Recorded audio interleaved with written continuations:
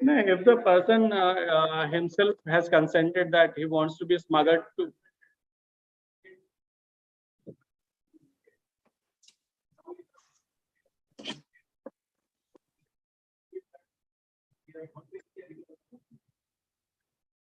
This thing I said in some of the slides that this thing is happening at subtle level.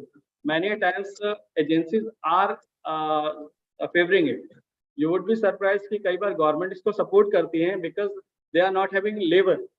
India and China are providing cheap labor, but in their countries, in US and UK, this thing is a big problem. What we are getting as a doctor, they are getting as a working as a driver or labor. They are getting the same pay. So it creates a huge problem. बहुत बार ये चीज ऊपर के level पे भी हो रही होती, and when things get out of hand, they show it as traffic. And तो जो आप कह रहे हो कि he said he was trafficked. So it is not crossing a border is not an easy thing. Law enforcing agencies are always knowing. Many times we allow this thing when it is not harming us, and whenever it is favoring us. जब तक हमें favor कर रहा है, it is okay. When it is stopped favoring us, we label it as other thing.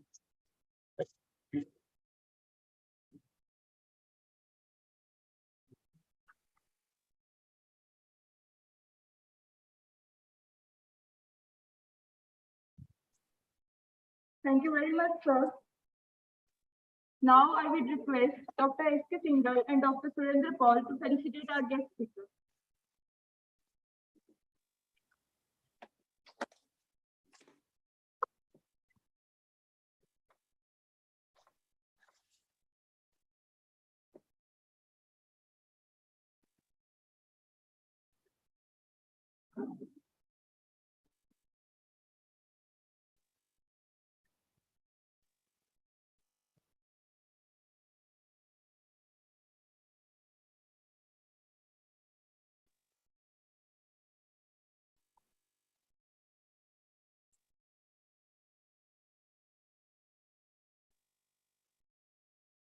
Now I would like to call Dr. Ashok Channa, Professor, HOD, Pune Medical College, to honor our chairpersons.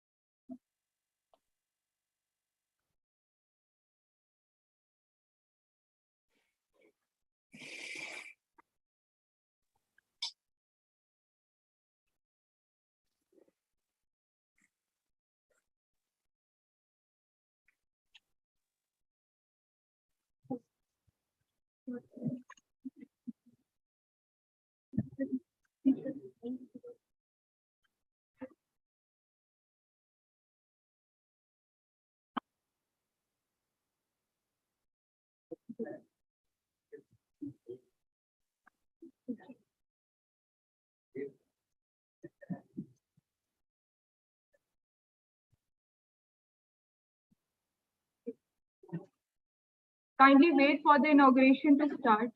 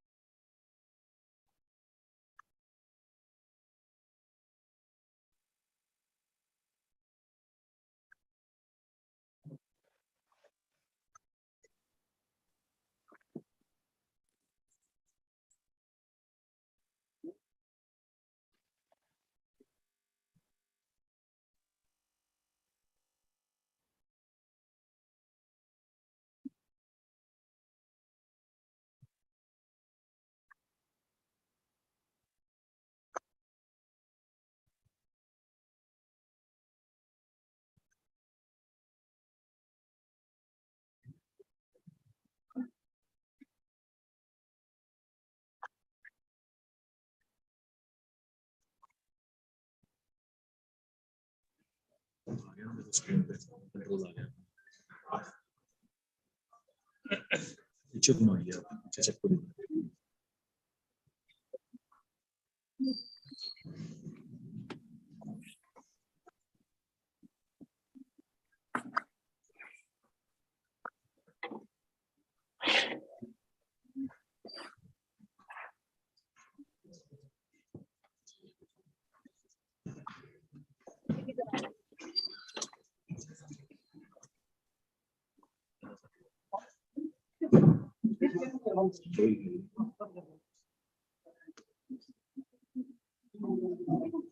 Display mobile से ही ज्यादा है। Okay केवल use कर चल रहा है आयुष बंद हो गया क्या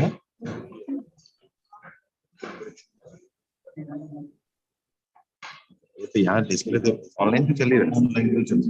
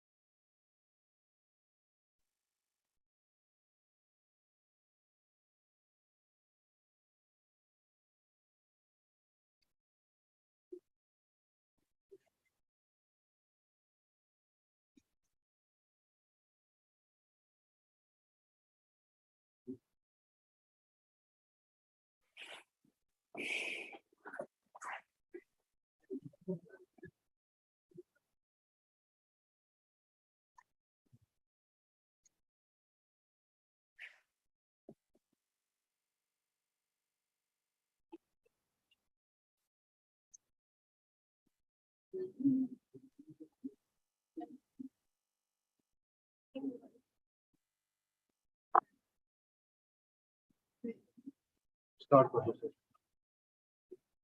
Ma'am, how do you start?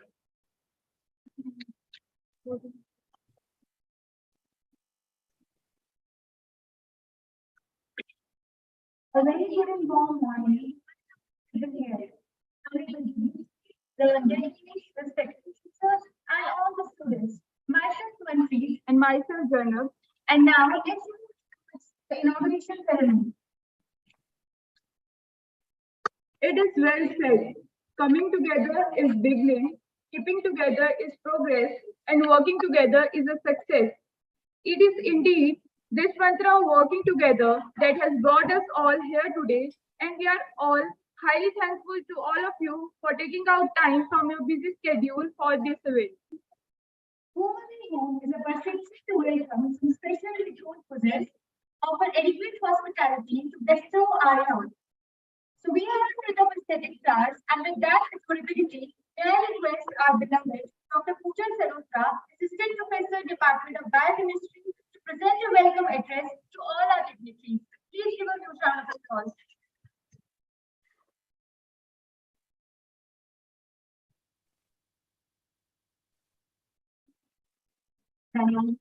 Abhinandan.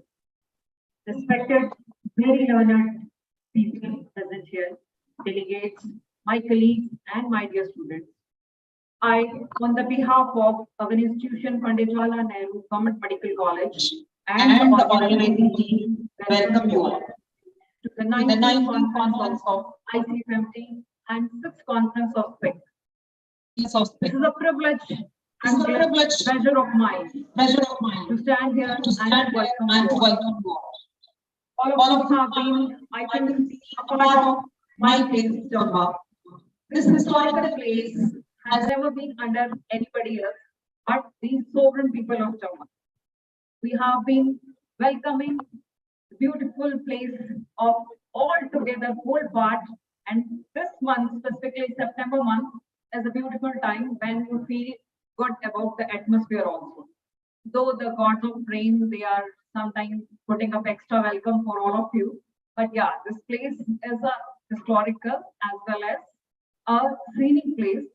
Aspirational district Chamba, it has been given the medical college a few years ago, and very young faculty have joined here who are contributing in all the manner to bring out the best of my students out here.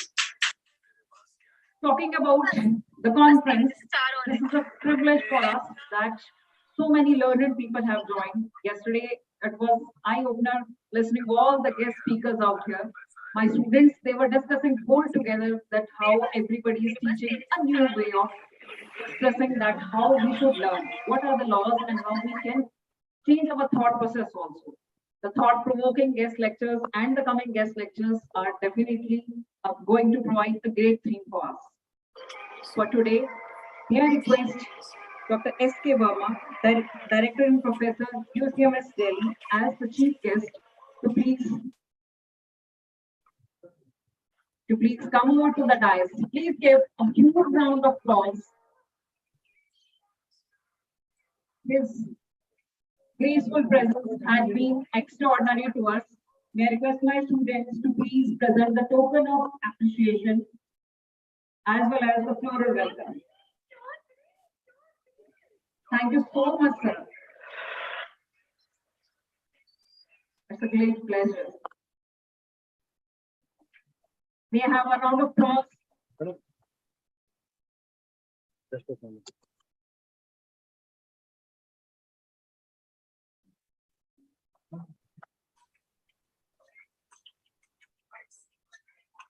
Thank you, sir. Thank you so much.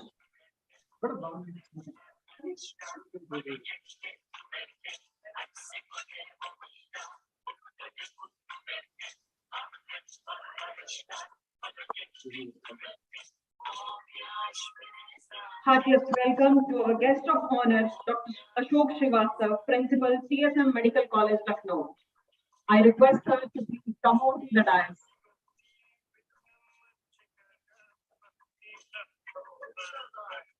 May I request my students to please present a token of gratitude and a floral welcome to sir.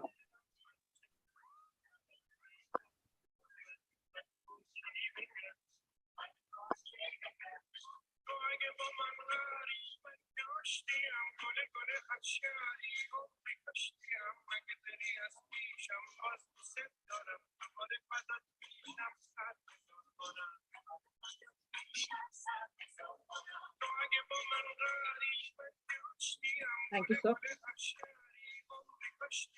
Every institution is going to stand tall if their leader is extraordinary. Our gracious presence of Principal Sir, Professor Pankaj Gupta, HOD Medicine, he has been serving this place since long. A stalwart who is always escorting troubles to him, who is always standing with us. Please give huge round of applause to Pankaj sir. I welcome you, sir, to the dais. Thank you for everything, sir. Your presence is always a great boost to us. Thank you, sir.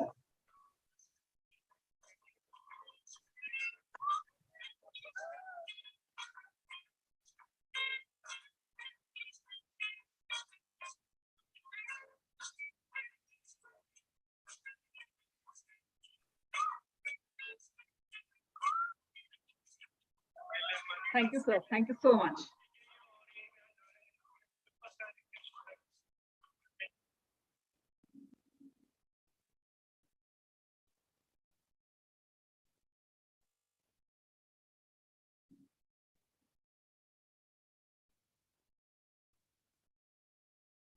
For your patient present, may I request my students to please give floral welcome. Thank you, sir.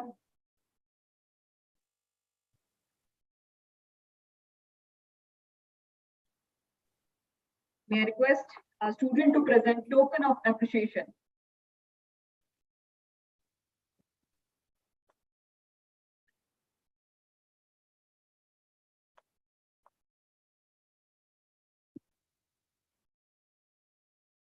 My humble request to President ICFMT, Dr. Dalbir Singh, to please grace the occasion and join the dais. Thank you, sir. I request my students to please present a token of appreciation and the floral welcome to sir.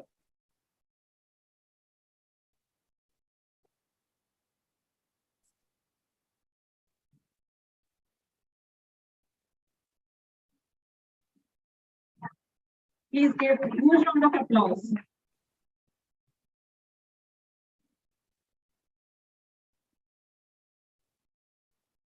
May I request General Secretary ICFMT, Dr. C.P. Vaisora, to please join the dais.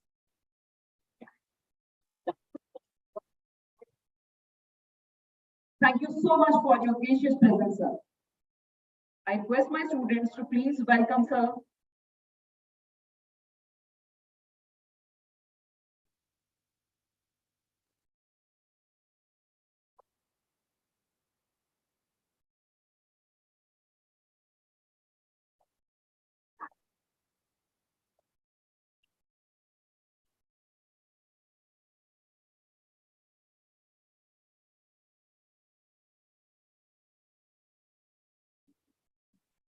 May I request our MS sir, Dr. Ashok Kaushal, to please join the dais.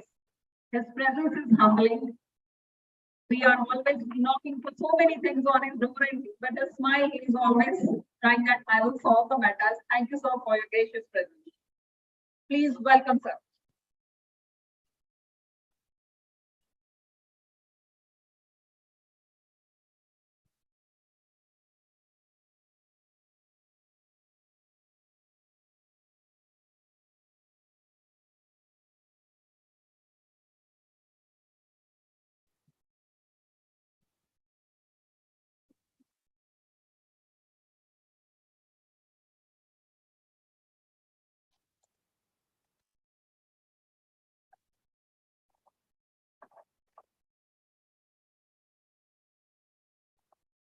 Lot of hard work, infectious enthusiasm, and a dignified quality that yes, we can do anything.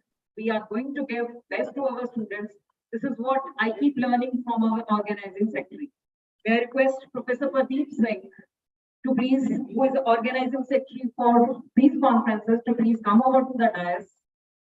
May I request sir to please come. A huge round of applause.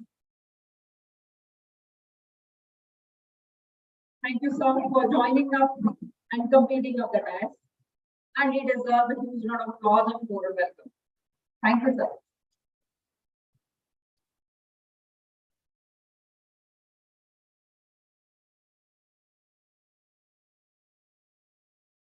Gratitude is the mother of all virtues. This is what I have learned right from the beginning. I pay my gratitude to each one of you who have come from faraway places and is giving out extraordinary knowledge to my students. Thank you, everyone. With these words, I part for today. Thank you. My children can take over the dance.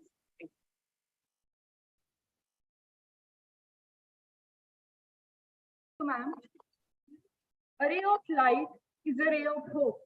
So let's all of us leave the darkness behind and step towards the bright path. With this, we will have a traditional auspicious lamp lighting ceremony as a tribute to Ma Saraswati, the goddess of knowledge. I now request all the dignitaries to light the lamp and symbolically inaugurate this conference.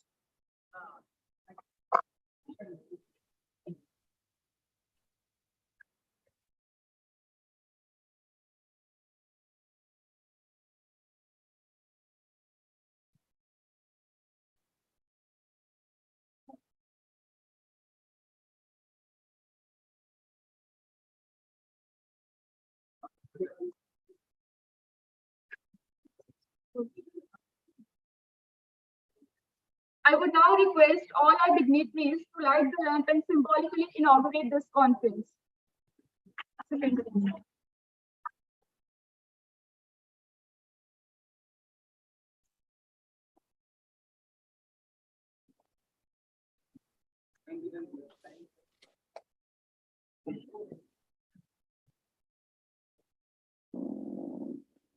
The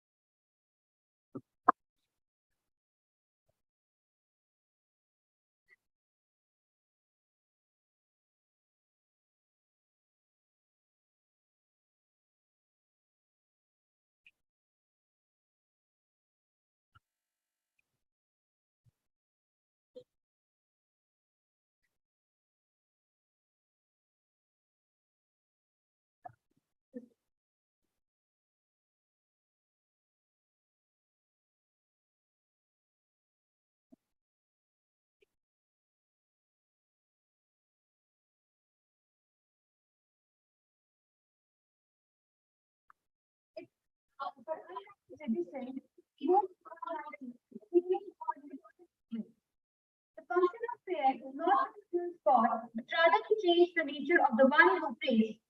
I would now like to call upon the students of Shakuntala Memorial BSc College of Nursing to come forward for Saraswati Vandana.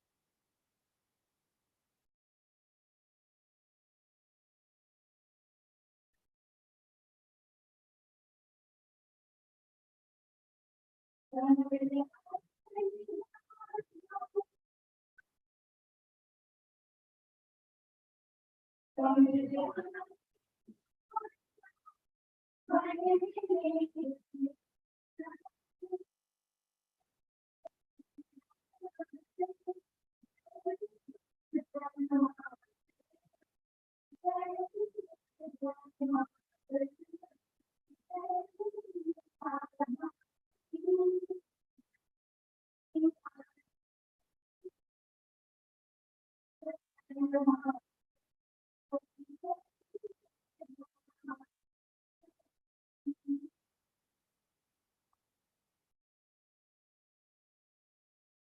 you all. Be please blessed indeed. Now, with a great joy and immense exultation, I feel privileged to call upon our respected chief guest, Dr. S.K. Verma, Director Professor, Forensic Medicine and Toxicology, UCMS Delhi, to share a few words with us. Please give a huge hand.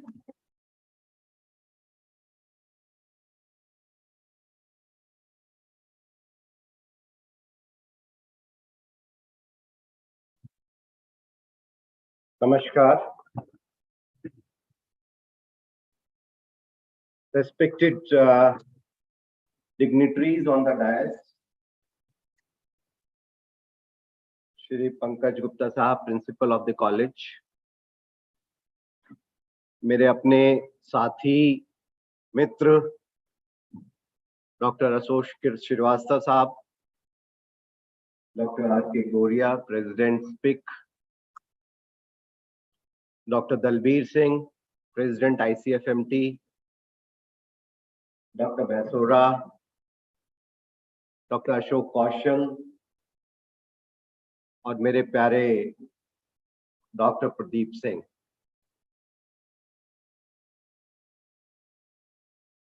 जितने भी लोग आज इस सभागार में उपस्थित हैं, मेरे सामने सबसे ज्यादा सम्माननीय डेलीगेट्स जो देश के विभिन्न विभिन्न भागों से यहाँ पधारे और इस नेचुरल ब्यूटी, नैसर्गिक सौंदर्य जो चंबा का है, उसका आनंद हम सब लोग कल से ले रहे हैं। साथ साथ नमन इस मेडिकल कॉलेज के छात्रों और प्राध्यापकों का, जिन्होंने आकर आज इस समारोह में हम सब लोगों का उत्साह बढ़ाया। देखिए, एक बहुत छोटी सी शुरुआत, जब मैंने सन 1984 में फोरेंसिक मेडिसिन डिपार्टमेंट ज्वाइन किया एम्स में, तो वहाँ कुछ लाइक माइंडेड लोगों ने, कुछ एक सोच विचारधारा के लोगों ने एक कहा कि एक ऐसी ऑर्गेनाइजेशन होनी चाहिए जो फोरेंसिक मेडिसिन के विभिन्न कार्यकलापों का ध्यान रख सके और उसका प्रसार प्रचार कर सके। और वो छोटी सी बिगनिंग आज मैं देख रहा हूं कि वो एडल्ट हो गई है। आज 19वां वार्षिक सम्मेलन हम लोग यहाँ पंडित जवाहरलाल नेहरू मेडिकल कॉलेज चंबा में मना रहे हैं और मैं देख रहा हूं कि उस छोटी शुरुआत के जो फल दार वृक्ष के अंदर अब एक कन्वर्ट हो चुकी है, बदल चुकी है। उसने बहुत सारे लोगों को, बहुत सारे अनुभवी और जो अब अनुभव के सीढ़ी पे चढ़ रहे हैं, जो हमारे पोस्ट ग्रेजुएट्स हैं, एक प्लेटफॉर्म दिया जहां पे कि वो अपना वर्क शोकेस कर सके। बिकॉज आजकल का जमाना जो दिखता है वो बिकता है। हमें अपनी स्पेशलिटी और खास करके इस अमृत महोत्सव में, जब हम आजादी के 75 साल मना रहे हैं, फोरेंसिक मेडिसिन को अब एक छोटा विषय नहीं माना जाता। अब यह विषय बहुत विस्तारित हो चुका है। जैसा कि NMC ने भी जो हमारा स्टडी का पीरियड था उसको भी बढ़ा दिया, मार्क्स भी बढ़ा दिए। तो अब हम लोगों की भी जिम्मेदारी बनती है कि हम समाज में जो हमारी अपेक्षाएं हैं, समाज जो हमसे अपेक्षा करता है, उसको पूरा करने की पूरी कोशिश तन मन और अपनी बुद्धि से उसके प्रचार प्रसार और उसकी प्रैक्टिस में इस्तेमाल करें।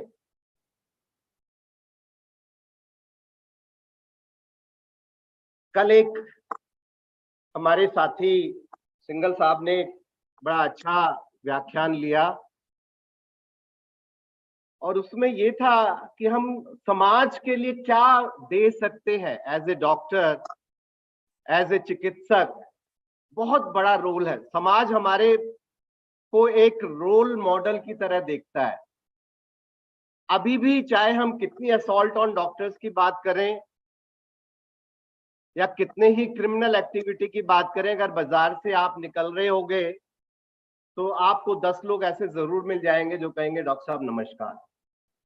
ये सिर्फ हमारी ही, चाहे हमारे पास इतना पैसा, इतना धन हम अर्जित ना कर पाए, लेकिन समाज में एक जो इज्जत है वो आज भी बरकरार है और उसी को हम सबको कोशिश करनी है कि इसको मेंटेन करना है।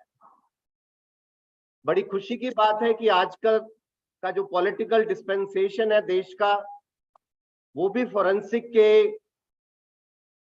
प्रचार प्रसार और उसके, अब यहां तक भी गवर्नमेंट ने कहा है कि कोई भी हीनियस क्राइम जिसमें 7 साल से ऊपर की सजा होगी, उसकी इन्वेस्टिगेशन में फोरेंसिक टीम इन्वॉल्व होगी। बहुत बड़ा बदलाव है, बहुत बड़ी सोच का एक बदलाव है, क्योंकि जब हमारी जरूरत समाज को ज्यादा महसूस होगी तो हमारी इंपॉर्टेंस भी ज्यादा होगी और हमारा मान सम्मान और हमें जो एम्प्लॉयमेंट अपॉर्चुनिटीज है, जो रोजगार के संभावनाएं हैं, मेरे जो नए मित्र या जो junior staff forensic medicine as a students, मैं चाहूंगा कि बहुत अच्छा कैरियर है, इसको अपनाएं। अगर आपका इसमें इंटरेस्ट है, बहुत अच्छी बात है, आपके लिए किसी चीज की कमी नहीं है। सबसे बड़ी चीज जो हमारे सब्जेक्ट के अंदर है कि हम, जिसका कोई नहीं होता उसका आखिर में हम सब लोग ही उसकी उपयोगिता में आते हैं। मुझे बहुत सारे केसेस याद आ जाते हैं जब मैं बात करता हूं समाज की। एक बूढ़ी औरत, जब मैं कोर्ट में एविडेंस दे के बाहर निकलता तो वो बेचारी, उसके पास कोई आई विटनेस नहीं था, उसका जवान 19 साल का बच्चा मार दिया किसी ने, तो वो हाथ जोड़ के बेचारी खड़ी हो जाती थी कोर्ट के बाहर कि डॉक्टर साहब आपसे ही उम्मीद है, बाकी सब लोग तो हॉस्टाइल हो गए। तो ये ऐसी चीज है, फोरेंसिक साइंस और फोरेंसिक मेडिसिन कोई भी काम ना आए, लेकिन अगर हम किसी भी बहते हुई माता के आंसू या किसी भी बहती हुई बहन के आंसू या भाई या पिता के आंसू अगर हम कुछ सांत्वना उसे दे सकते हैं, अगर पहुंच सकते हैं, तो ये बहुत बड़ा हमारा समाज के ऊपर कर्तव्य है और हमारा समाज के प्रति दायित्व भी है।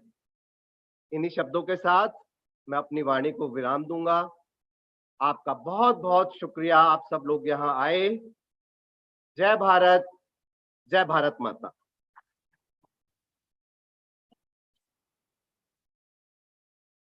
Thank you very much, sir, for enlightening us with your words. It is our privilege to invite our guest of honor, Dr. Ashok Srivastav, Principal, TSM Medical College, Lucknow, to share his views with us.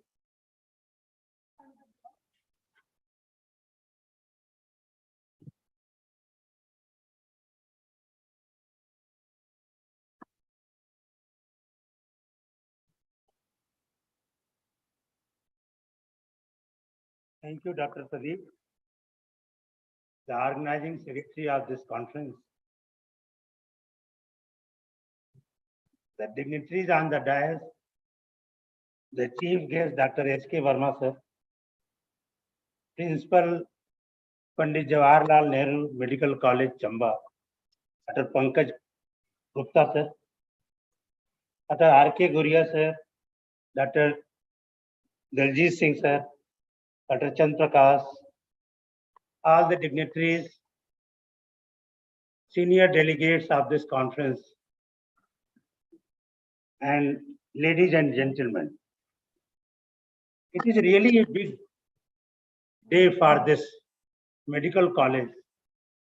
Dr. Pardeep has initiated a series of conferences, workshops in this.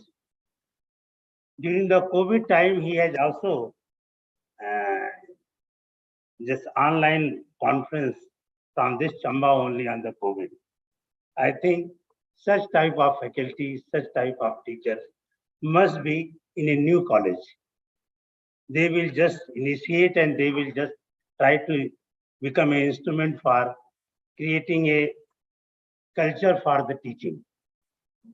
The theme of this conference, the medical practice and ethics, is really a very timely, this topic is there. And it is not only for the forensic, but it is for all the students and all the medical fraternity. And the time when we are feeling the medical practitioners are now assaulted and abused by many of the persons, many of the society. And of course, being a medical man, we can just do certain things. We can do the ethical practice. We can follow the certain norms. So in this way, we can have. But even then, you will find a lot of times, so people in the society, because of the charges of the hospital, because of the charges of the nursing home, when we are providing the best practice, even then they assault. Their basic aim is that if we will create some nuisance in the hospital, doctors will be at the compromising level and they will just waive off the fees and the charges. This is the basic aim now developing in the country. So it is not the doctor is on fault. It is on the because of the they want to waive off they don't want to pay the charges of the hospital. So in that circumstances, of course, a number of laws, number of things has been created by the government, but they are not sufficient. So I personally, I feel in that whole process, if even then you are doing the best for the hospital and for the fraternity, for the people, when then we are lacking in the communication. Yesterday, Dr. Singh has told a lot of things about this. But the communication is the basic problem. Just like suppose patient is admitted in the hospital. And we usually admit and we don't bother to talk the relatives of the patients. If patients know, if the relatives of the patients know, the prognosis of the case at the different levels. Suppose you will find the condition of patient now start deteriorating. So in that circumstances, if you just communicate if the condition of your patient is now deteriorating and something may happen. So at the different levels, and if you give proper choice, you can shift in some other hospital if you want. So in that process, you will find the anger of the people will be less. But even then you will find sometimes they will create the problem. So this is a big problem for now the hospitals, for the nursing homes, or where you will find that even the government hospital also, how you just look for these situations. Forensic medicine is a big specialty, big discipline, and now people are involved in the crime investigation. And of course, I personally feel, and the youngsters they are now increasing in the numbers. The quality of investigation, quality of postmortem, and other things is now increasing day by day. And we have to just serve this discipline with a proper way. In that way, we can just have developed a proper sequence, proper SOP for crime investigation, for doing the postmortem and other things. A number of things are there, and basically the students and young faculty must understand and must do the best part. Thank you very much.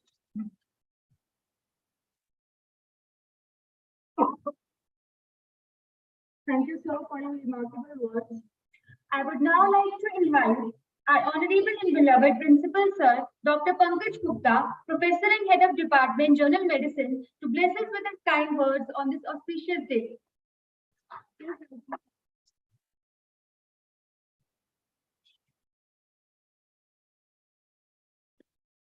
Thank you, Manpreet, for your kind words.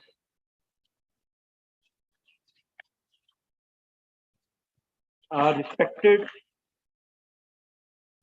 Dr. S.K. Oma, our Director Professor, UCMS Delhi, and our Chief Guest, Dr. Ashok Srivatsa, Principal, TSM Medical College, Lucknow, our guest of honor, Dr. R.K. Goria, President SPIC, Dr. Dalbir Singh, President ICFMT, Dr. C.P. Besora, General Secretary, Dr. Ashok Koshal, our Medical Superintendent, and Dr. Pardeep Singh, our Organizing Secretary. All eminent speakers, delegates, faculty, residents, PNO, Principal Nursing School, our medical and nursing students, police personals, our friends from press, and most importantly, our volunteers. Very warm good morning to all. First, I must say that I am honored to be sitting along with stalwarts of forensic medicine. And this is a great honor for me. It gives me immense pleasure to welcome you all to this historical and beautiful city of Chamba, the city of mighty Peer Panjal and mystic Ravi River. Mani Mahesh, the abode of Lord Shiva, may kindly bless all of us. I'm so delighted to announce that 3 days conference, including 1 day CME, 19th ICFMT, and 6th SPIC is being organized in our medical college, that is Pandit Jawaharlal Nehru Government Medical College, Chamba. Esteemed speakers and delegates have come from all over the India, and some have joined us online from even abroad. And they will be sharing their researches, their vast experiences in the field of medical, this forensic medicine and toxicology in one platform, which will be immense help in making some guidelines and will help us to keep us updated, which is, I think, very, very, very important. The science of forensic medicine and toxicology have evolved over time, and we have to remain updated all the times, always. And I'm sure that this conference will very much serve this purpose. All of you, I'm sure, will enjoy the beauty of this place. Some places like Khajar, Jodh, and Dalhousie are so beautiful and heavenly that you will like to come here again and again. And we'll be happy to host you again and again.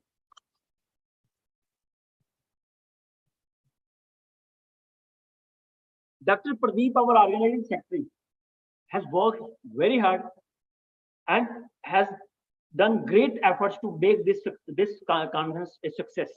And he has dealt in great details, in even minute details, personally, and seen that everything should be done properly. And he needs to be congratulated for that, and he needs applause for that. Not taking much of your time, in the end, I take this opportunity to declare this conference open. Thank you.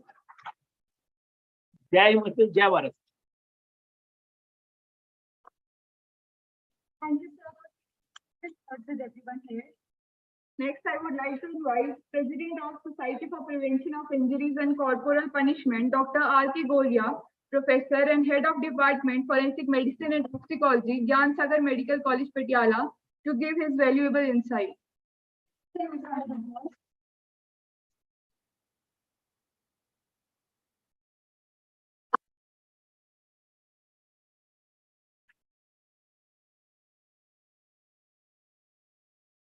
Honorable Chief Guest, Dr. S.K. Verma, respected guest of honor, Dr. A.K. Srivastava, President, Indian Congress of Forensic Medicine and Toxicology, Dr. Dalbir Singh, Secretary, Indian Congress of Forensic Medicine and Toxicology, Dr. C.P. Besora, Patron and Principal, Dr. Pankaj Gupta, Organizing Chairman, of Ethicon, Dr. Pardeep Singh, resource persons, delegates, faculty of the college and schools, ladies, gentlemen, and my dear students.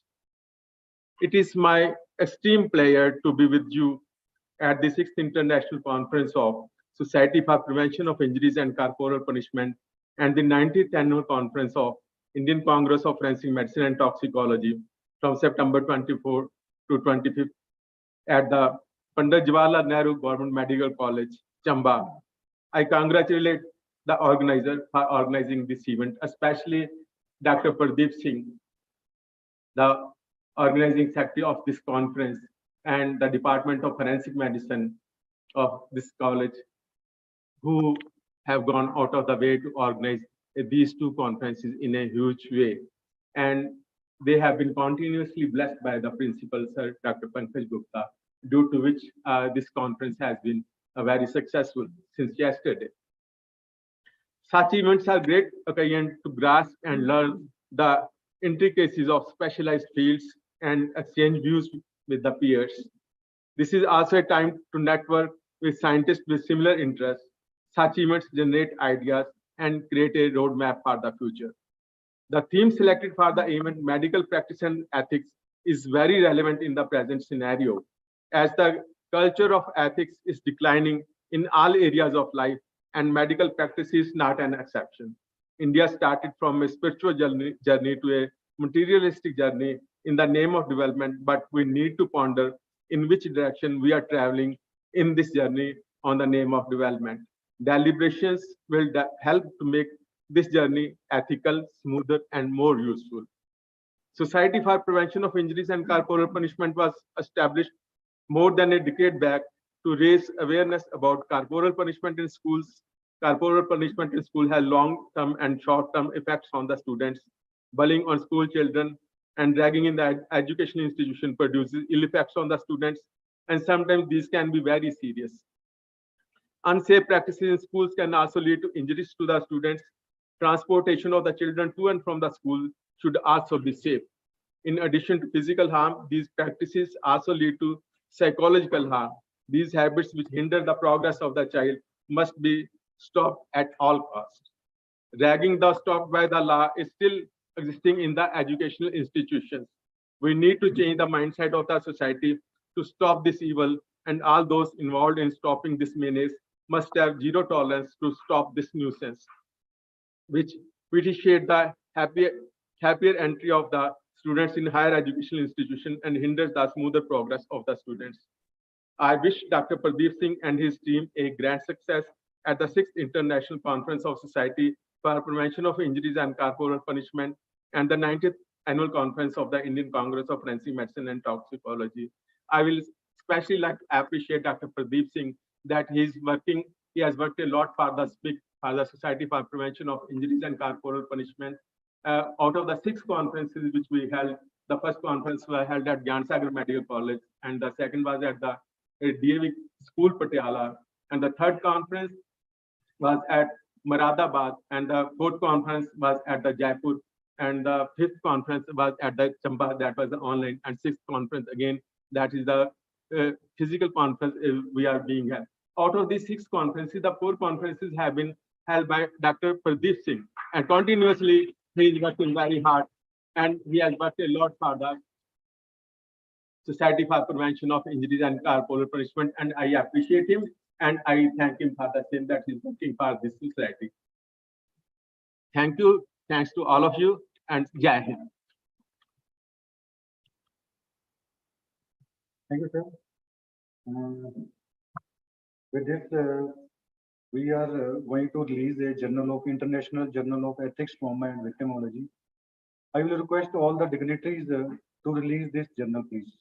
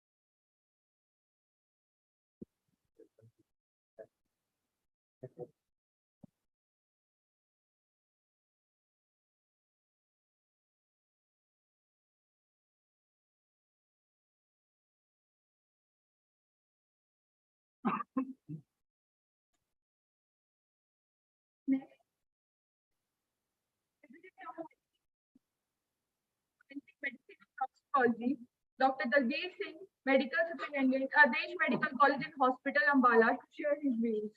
Please give a round of applause.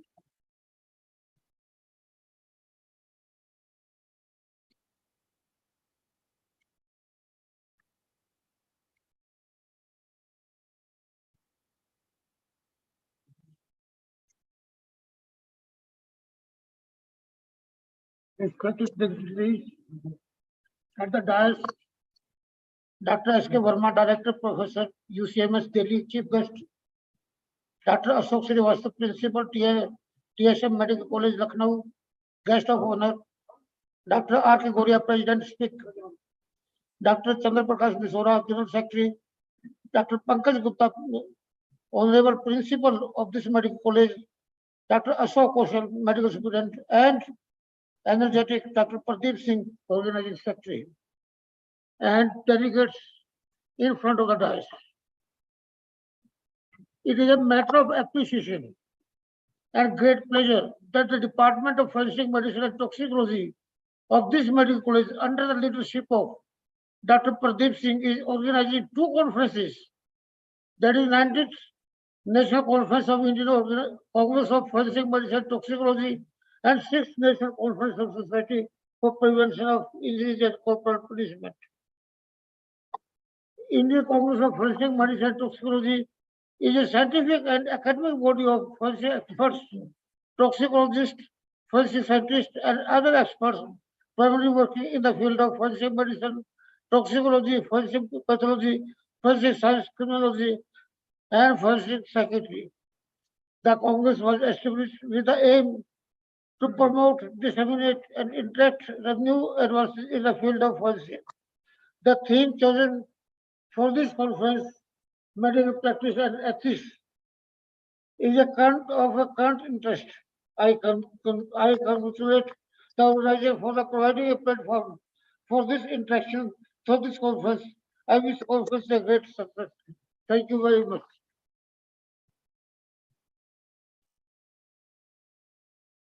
Thank you, sir, for your great words of wisdom. With all due pleasure, I would now like to invite the General Secretary of ICSMC, Dr. Singh Vaisora, Principal. Moving ahead, now I would like to invite our Honorable Organizing Secretary, Dr. Pardeep Singh, Professor and Head of Department, Forensic Medicine and Toxicology, to propose a vote of thanks on this auspicious occasion. Please give us a round of applause.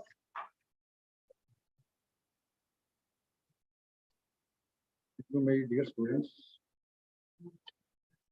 before I will start, I want to say Gurwani quote.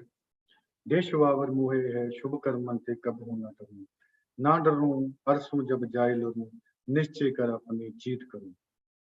With this, I am seeing with online we are having great personalities like Dr. Gurmanjeet Maan and Dr. Harpreet Singh, and especially Dr. Magar Shah. They are our foreign delegates, and for the utmost happiness, with my one call or with my one request, Dr. Mukesh Yadav, who is the president of the Indian Academy of Forensic Medicine and Toxicology, is with us. That is around big round of applause. Sir is here. You know. I want Dr. Mukesh Yadav sir to say a few words, please. Sir. Thank you, Dr. Pradeep. First of all, I would like to congratulate Dr. Pradeep and his whole team for organizing a series of conferences, and one of them is 19th Annual National Conference of Indian Congress of Forensic Medicine and Toxicology, along with 6th Conference of Society for Prevention of Injuries and Corporal Punishment. I am missing this conference physically due to my busy schedule and assignment. All the dignitaries on the dais, especially Chief Guest Dr. S.K. Burma sir, Guest of Honor Dr. A.K. Srivastava sir, President ICFMT Dr. Dalveer Singh, President the Society for Prevention of Injuries and Corporal Punishment Dr. R.K. Guria sir, Principal of this medical college Dr. Pankaj Gupta, Dr. Ashok Kausal, Medical Superintendent and Organizing General Secretary of ICFMT, Dr. C.P. Basoda. For I wish my special from core of heart success of this conference, and the theme chosen, medical practice and ethics, very dear to my heart. I again congratulate all the delegates who attended, spare their valuable time to attend the conference. Dr. Pradeep deserves a big round of applause from all of us. Thank you, Dr. Pradeep. Thank you, Mr. Yadav sir, for your kind words. I will request again you are having a guest lecture tomorrow. If you will spare a time for us, that you will deliver online, sir. Thank you so much, sir. So, we have got a special announcements today. For the first time, that is of the Society for Prevention of Injuries and Corporal Punishment, we are starting with 2 awards. First one is the Young Scientist Award, and second one is the Fellowship of the SPIC. So, for announcing the Young Scientist Award, I will invite our Honorable Guest of Honor, Dr. A.K. Srivastava sir, to announce who is the Young Scientist Award that should be given to that very personality. Please, sir.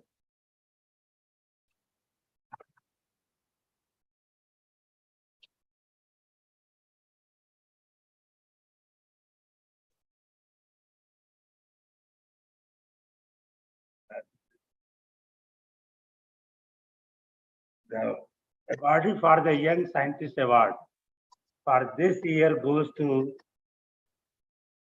Dr. Parul Khare.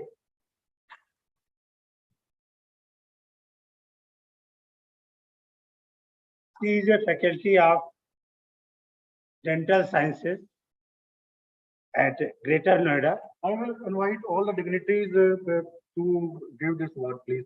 Come on, sir, please.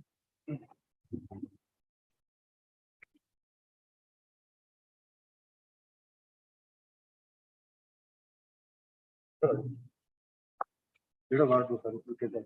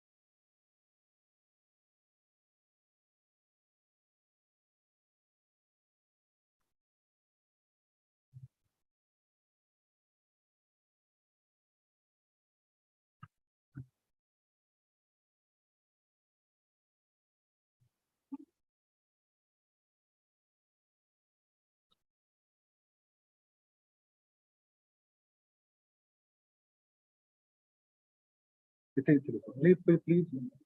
Next one. So next will be a fellowship of speak that will be announced by Dr. Dalveer sir, please. A committee was formed and it was decided that the fellowship will be go to Dr. Pardeep.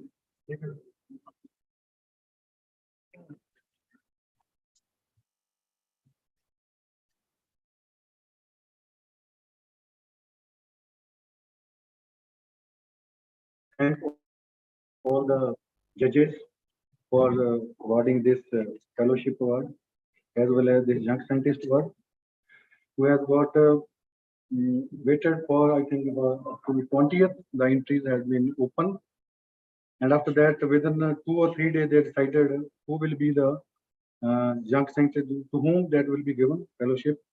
So I am thankful to all of them. So today we are having not only the medical professionals here, along with the medicinal people, we are also having the presence from the dental persons and also from the nursing professionals. I thank you all if you are here, and I am thankful to the dignitaries on dais, that S.K. Verma sir, who is the chief guest of today's event, Dr. Srivastav sir, Dr. Boria sir, our dynamic principal, Dr. Pankaj Gupta, Dr. Dalveer Singh, President ICFMT, and General Secretary, Dr. Besora sir, and our medical superintendent, Dr. Kaushal sir. We have invited them, requested them yesterday also, and today itself, that you will say a few words, but they have heard or they are keeping it secret, or where they will say these words, that they will decide in the day or the night. So I am thankful to all of you. I am also seeing a good participation from the online people like Magasha and Dr. Jaswinder.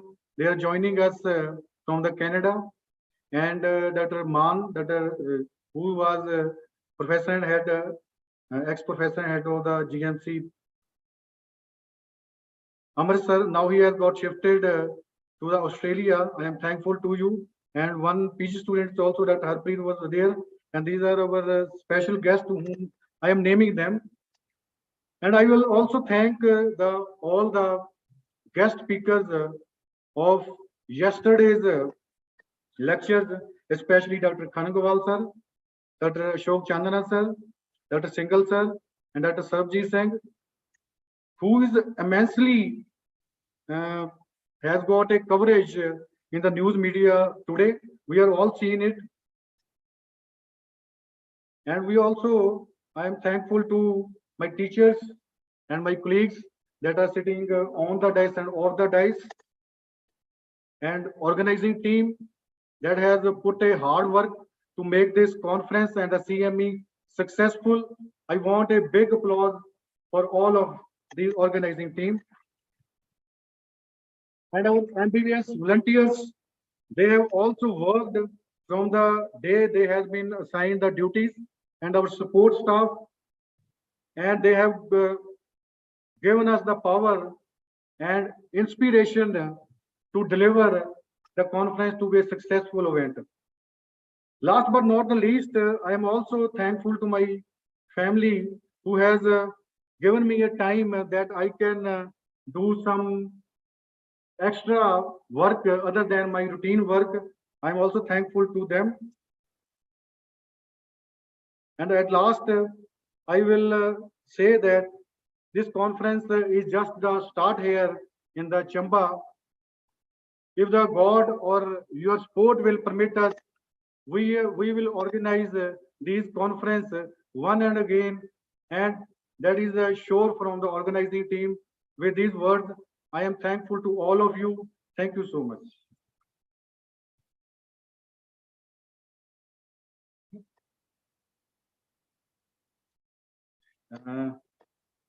Madam है जी हमारे साथ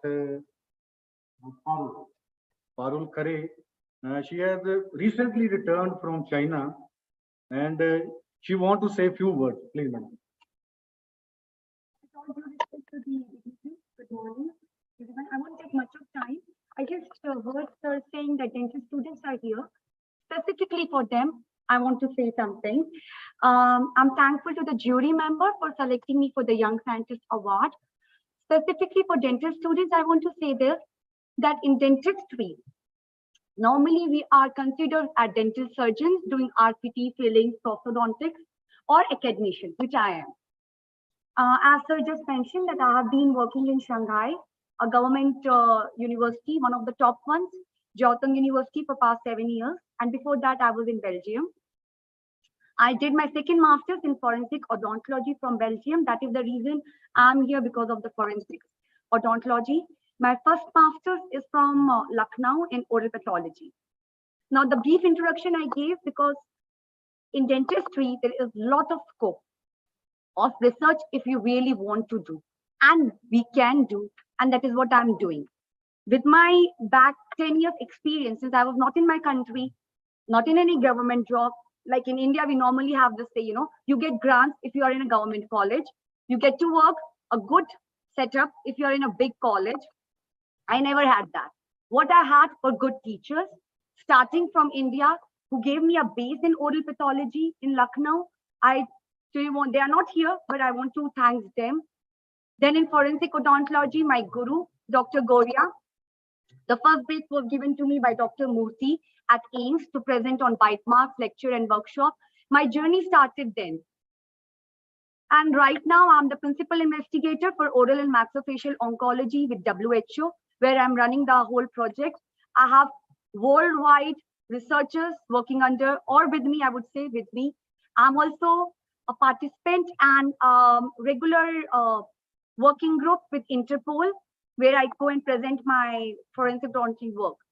So having said that, whoever is the dental students here, maybe few, but they can spread a word. We have a lot of scope. We have a lot of research work which is going on, specifically with, if we talk the latest within this artificial intelligence in oral pathology, lot of scope with oral cancer, oral medicine, and radiology. There's a lot of scope. So anyone who wants to get to know more about it can contact me. I'll be more than happy to, guide you all, and wish to see you all having awards in future from SPIC. Thank you. Go ahead. Thank you, ma'am, for words of inspiration. Also, we can have beloved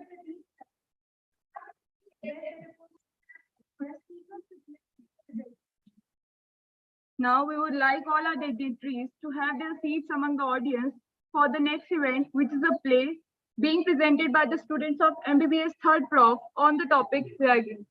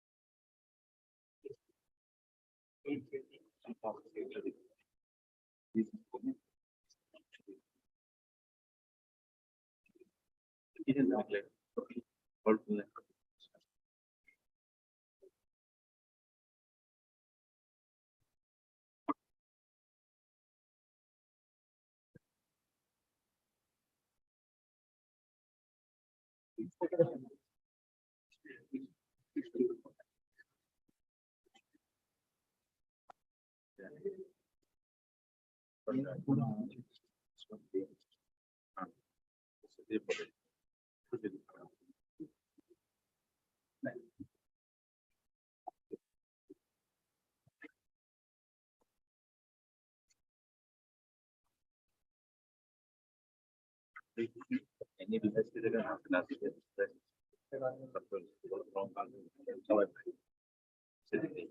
any device na and network any available so इसको mobile पर on और नहीं ये password चाहिए अच्छा password कुछ बंद होता ना बार बार ट्राई करें क्या इसमें करो नहीं बार बार वाइड करो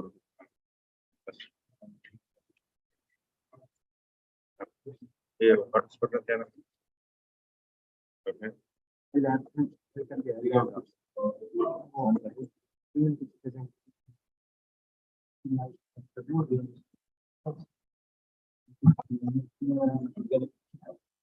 नहीं वैसे है ना भाई वो लिंक जो है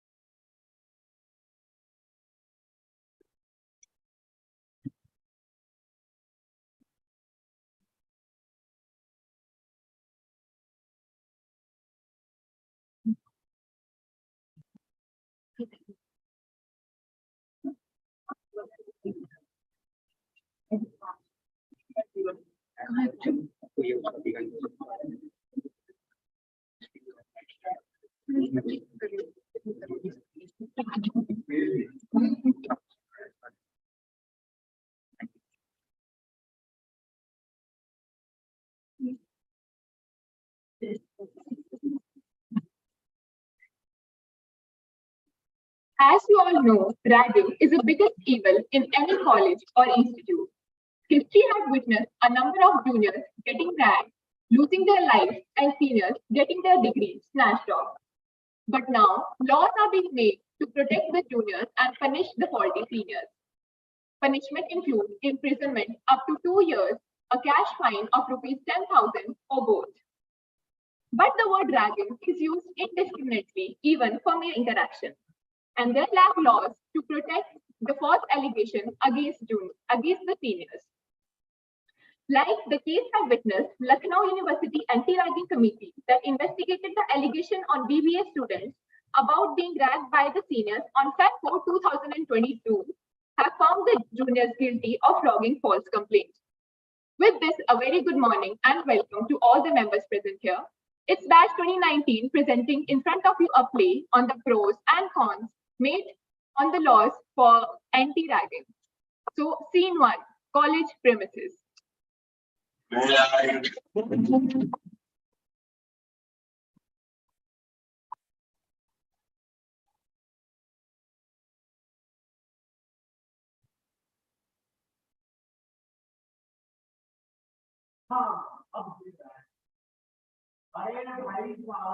मेडिकल कॉलेज तो बहुत बड़ा होता है, फोटो भी थोड़ा छोटा लगता है। आखिरकार मेडिकल कॉलेज में आ गया, पापा की बेटे बाबू का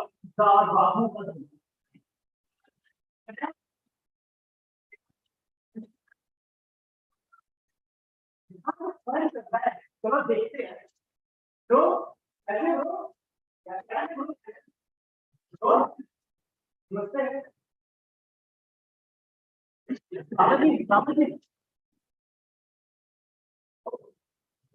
Yes, 2020 batch.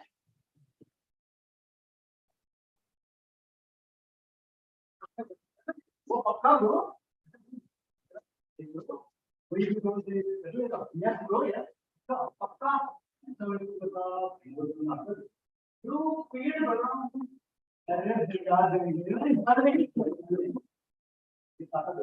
Yes, bro. क्या करें? ठीक है, तू यहाँ पे अभी गाना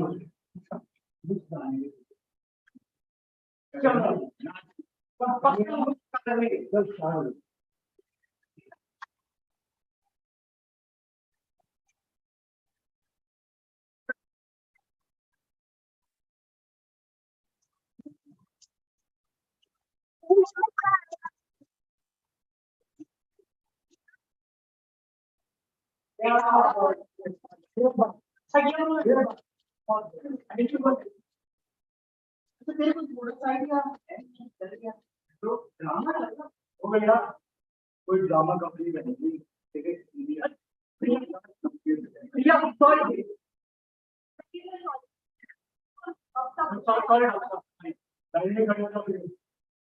जल्दी करो।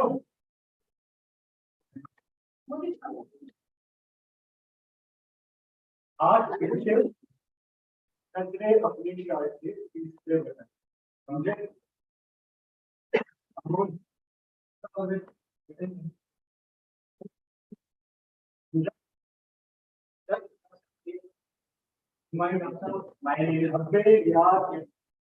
हिंदी में बोलना है, हिंदी में शुद्ध हिंदी में, इसमें शुद्ध हिंदी। डॉक्टर, मेरा नाम अक्षित है, मैं जिला हमीरपुर का रहने वाला हूँ। यार ऐसे कर रुचि के बारे में तो क्या रुचि दो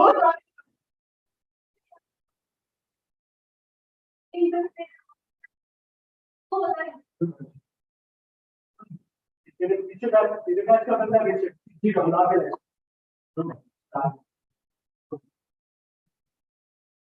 नमस्ते भैया।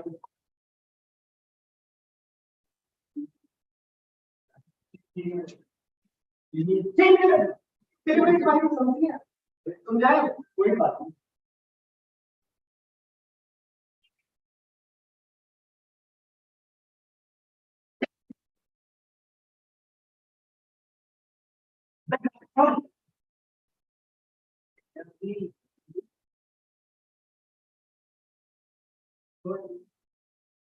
सुन इधर ये दिख रहा है तुझे? दिख रहा है ना? पता तुम्हें क्या करना है? इसको अपनी से छोड़ देवल जल्दी कर जल्दी कर ले थोड़ा। अबे जल्दी कर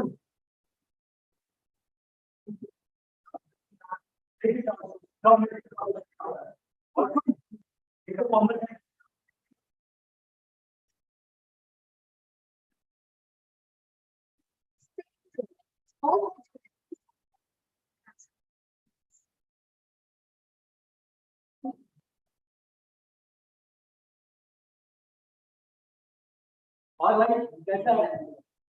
क्या हो गया bro? यार कल तो दिन में मैंने क्या गलत पाया तो ठीक है मेरे माती का हाँ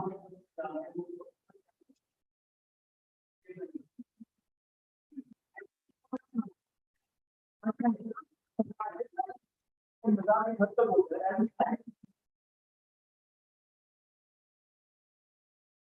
नहीं यार ठीक है तो हमारे साथ बहुत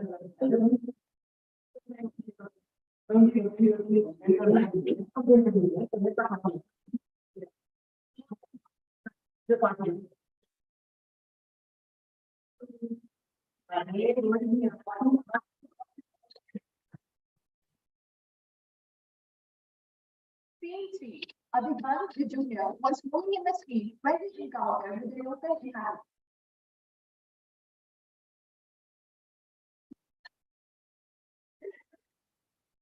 सॉरी देखो ना लगा है मैं जानता हूँ कौन हूँ मैं जानता हूँ कौन हूँ मुझे जानता हूँ कौन हूँ थोड़ी सी मुझे पता आपको जानता है मुझे लग गया ना पता लग गया ना पता अगले बार को बात करते हैं मुझसे बुला के लिए एकदम जल्दी करें ठीक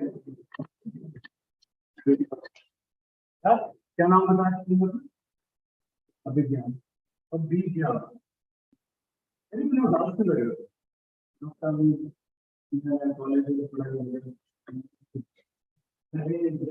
मेडिकल कॉलेज में पढ़ाई कॉलेज मुझे नहीं बोलते एंड सब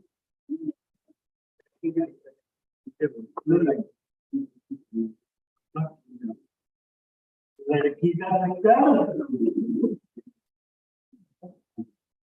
कितना उदास है तो तब तक वो पढ़ाई करेगी वो भी अगला साल करेगी चल ऐसे करके बात ही करो चल Interaction of juniors and seniors. अरे डॉक्टर साहब आज आपने क्या खाना बनाया था यार मजा आ गया एक बात तो ठीक है चलो अरे तुम्हें एक बार टैलेंट की बात बताऊं विकास डॉक्टर साहब गाना बड़ा अच्छा गाते हैं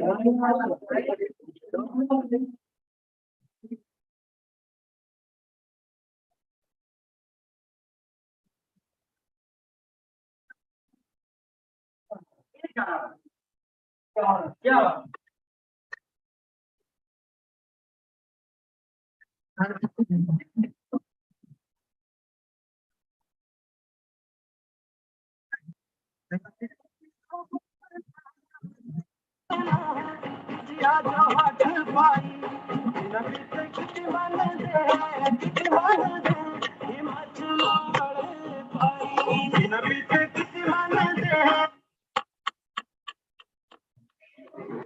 डॉक्टर पता लगे कौन अच्छा लगता है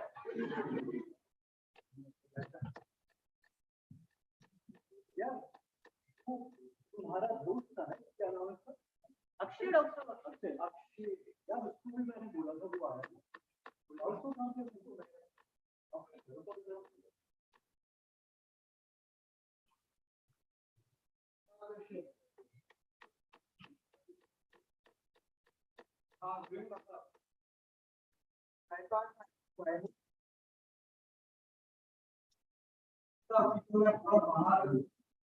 यार जब बुलाया था तो आने को लगता है इनके सारे क्लियर बैठने के लिए टेक्निक्स बैठे हैं 5 मिनट तो अभी तो काफी लेट हो गया लेट हो गया ठीक है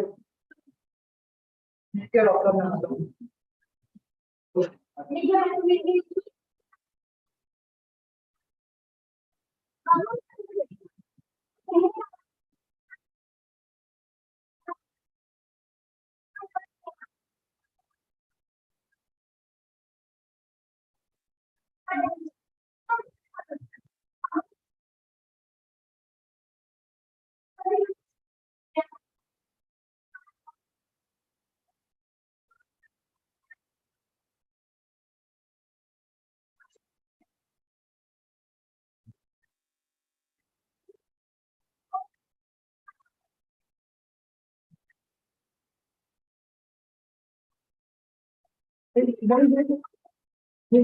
तुम सही कह रहे हो, उनका मौका नहीं है।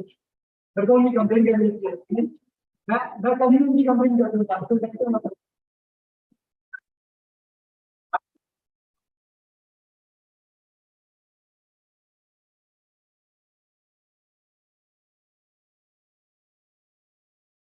Here, Akshay, the junior, manipulated Abhigyan for filing false complaint that includes some baseless allegations against the senior, for which principal called for all the three seniors, for which Akash called for Vikas.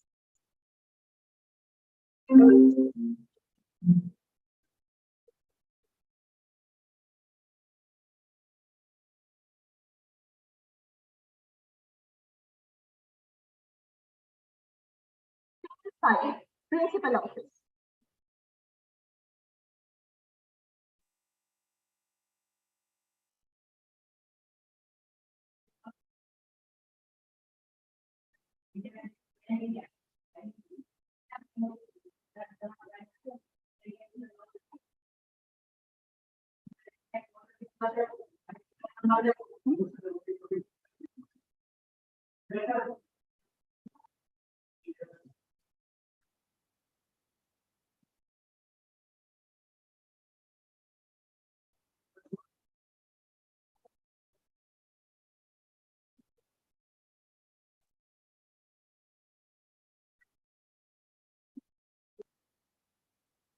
Scene 6. After 1 week of suspension, the suspended student Vikas is in depression.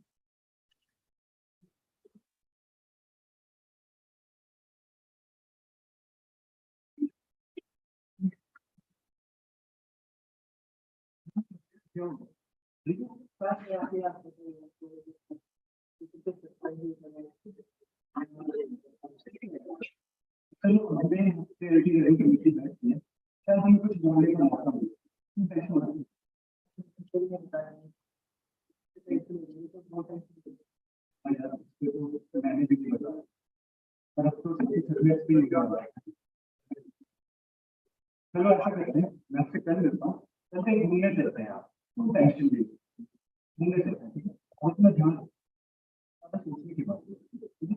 Welcome है।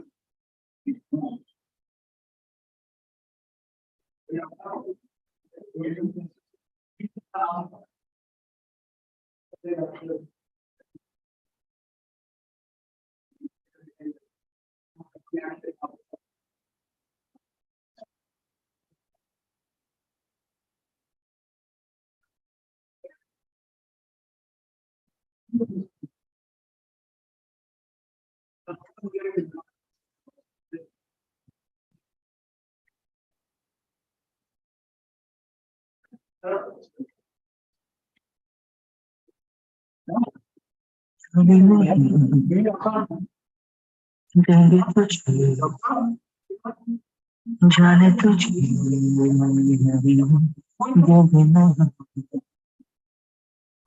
जाने नहीं देंगे तुझे जाने तुझे देंगे नहीं चाहे तुझको रब बुला ले हम न रब से डरने वाले राहों में डट के खड़े हैं हम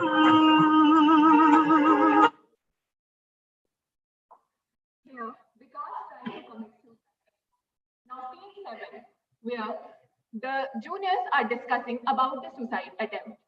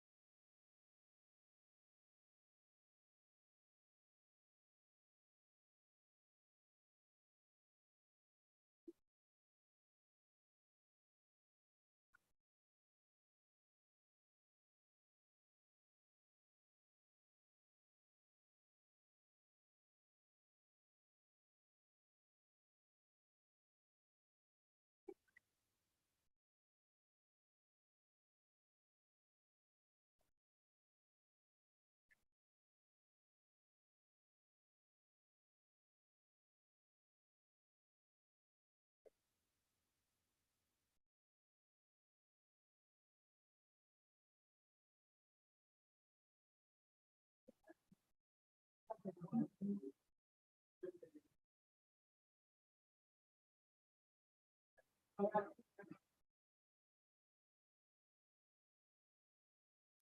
8, Principal Office.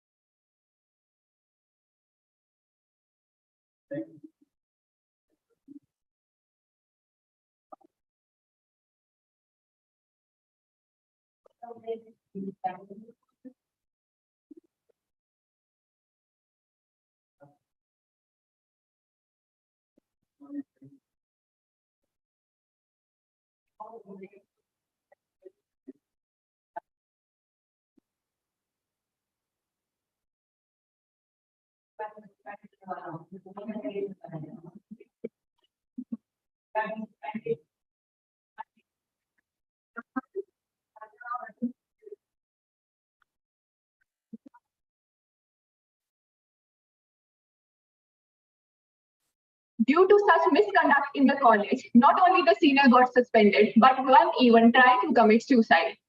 We strictly are against ragging, but over-exaggeration and over-exaggeration and framing of false allegation can also lead to suspension of juniors. Hence, ragging as a whole is an evil, and aiming for a zero tolerance for ragging. Thank you very much.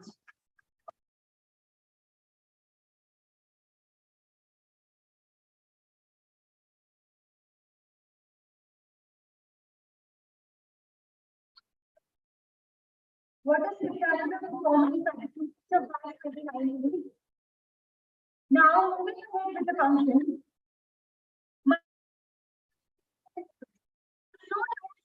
Motherland, and request you all to stand up for national anthem.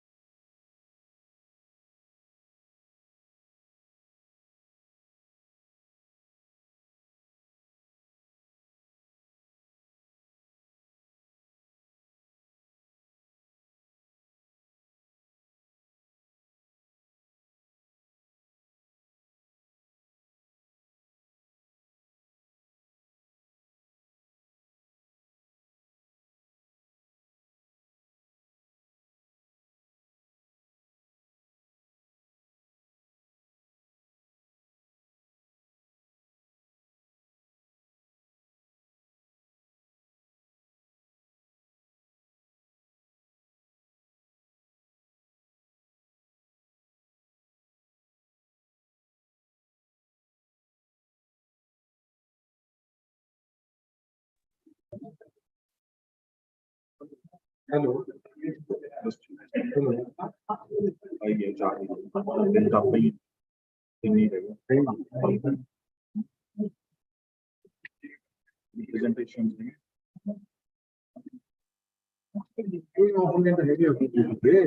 Online नहीं रखी जाता है आप recording तक आ रही है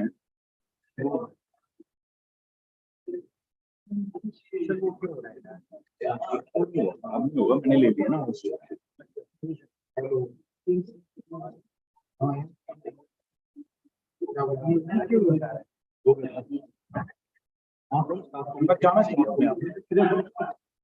hello अपने से इसको काटो जगह इसके बनना हमारे डिस्प्ले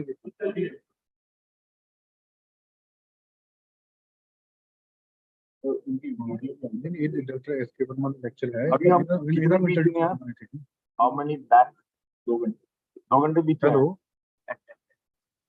कहीं और घूम जा सकते मेरी गल तो सुनो कल ही वही कहना है वो doctor S K Verma director professor from UCMS Delhi ठीक है ना topic is prevention of crimes against women बस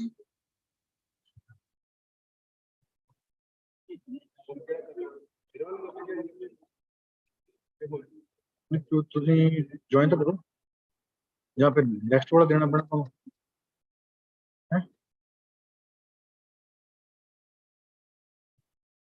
हाँ हाँ नहीं थोड़ा जो टाइम लगे ना होता है एप्लीकेशन तो ज्वाइन करो कोई नहीं ਅਸੀਂ स्टार्ट कर लेने ਤੁਸੀਂ ਬਾਅਦ ਚ ਆ ਜਾਓ ਕੋਈ ਗੱਲ ਨਹੀਂ ਮੈਂ ਤੁਹਾਨੂੰ ਲੈ ਲੈਣਾ नो प्रॉब्लम ਤੁਸੀਂ ज्वाइन करो बस नो प्रॉब्लम हाँ ਵਿੱਚ ਰਿਓ मैं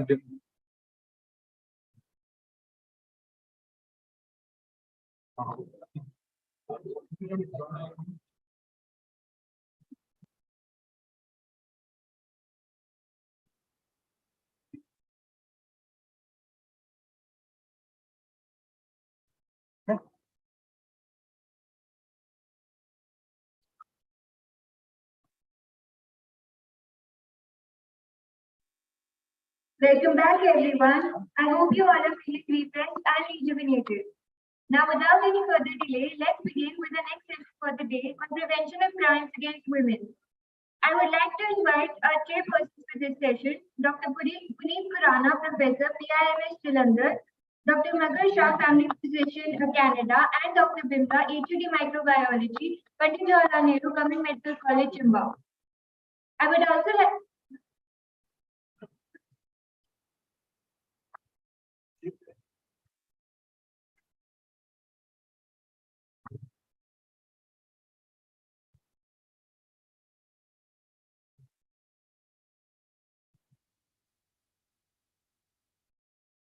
I would also like to call forth a guest speaker for this session, Dr. S.K. Verma, Director Professor, UCMS Delhi.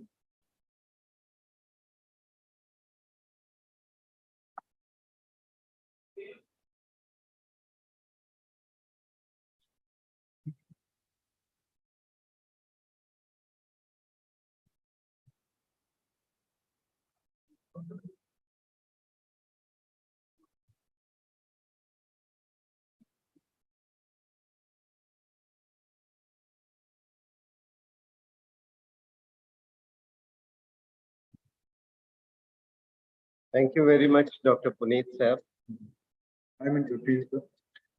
If for Dr. Harpreet is here, can you respond? Dr. Harpreet, you can also, you are joining as a online mode, and you can share this session, please. Thank you.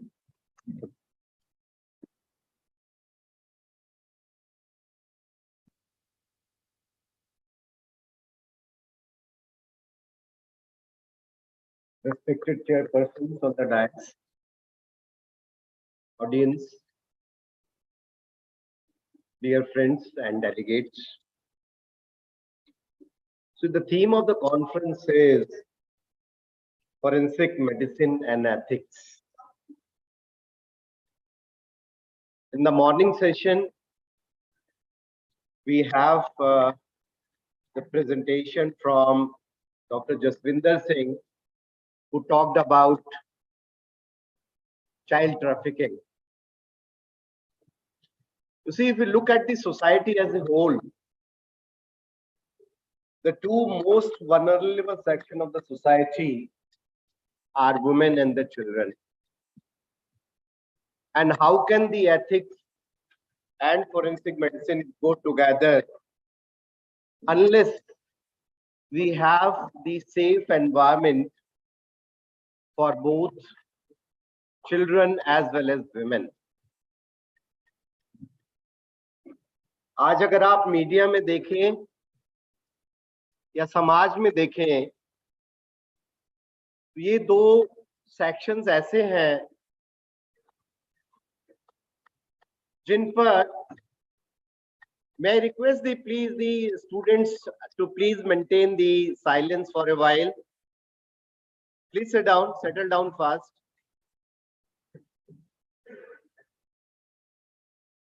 अगर मैं कहूं कि किसी भी society के development का अगर कोई यार्डस्टिक है, तो that is how we give respect to the women and the children.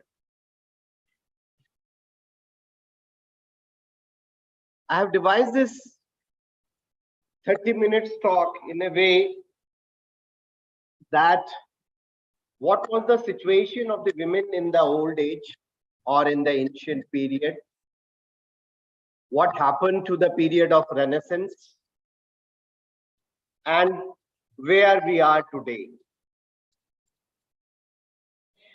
Because unless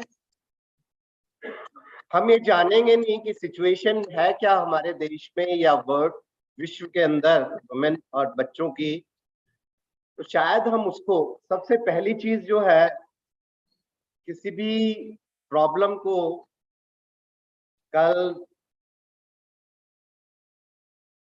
doctor Singla साहब ने बोला था कि पहले किसी चीज को जानना जरूरी है. मैंने 3 शब्द उसमें से ऐड किए हैं: जानना, मानना और मनाना.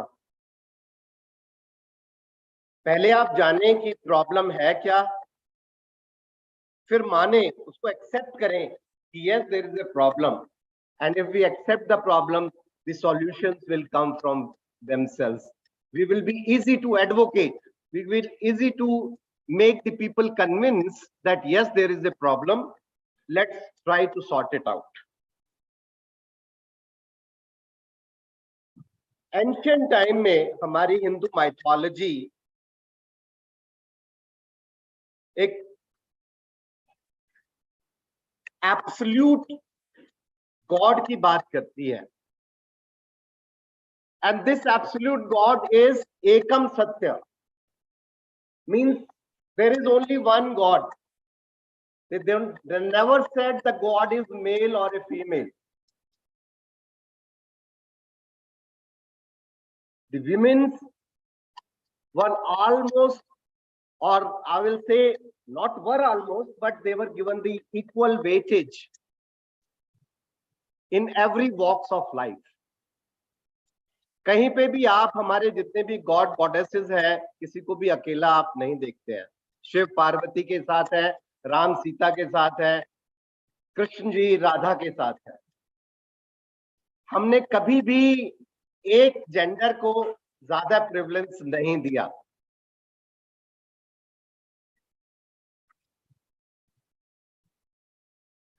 So both male as well as female god, that is Deva and Devi, are found in Hinduism.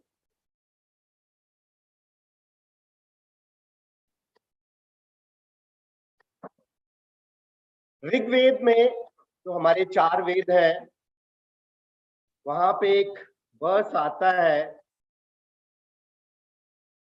that says that all the various deities are but description of one truth, and it is a neutral gender, as it is emphasized that God is not male. So I have highlighted the word God is not male. So never try to have that the male is superior in some way than the female. But what happened later on? Because of the social, political, and economic changes, women lost their status and were relegated to the background. Many evils and customs, abhi subah Dr. Jaswinder keh rahe the devdasi pratha, not only that, sati pratha, बहुत सारी ऐसे समाज के अंदर कुछ बुराइयां आती चली गई जिन्होंने जो औरत का असली स्थान था, नारी का असली स्थान था, वो कहीं छूट गया. Manusmriti, the biggest code of ethics in the Indian mythology, Hinduism, जिसको कि हम अपना ओल्डन टाइम का कॉन्स्टिट्यूशन भी कहते हैं, बहुत सुंदर शब्दों में इसमें डिस्क्राइब किया. यत्र नार्यस्तु पूजयन्ति तत्र रमन्ते तत्र देवता. यत्र नास्तु न पूजयन्ति सर्वस्य क्रिया. सिंपल शब्दों में, जहां पे नारी की पूजा होती है वहां सारे देवी देवता आ जाते हैं, और कोई भी कार्य अगर आप बिना नारी की पूजा करते हैं वो कभी सफल नहीं होता.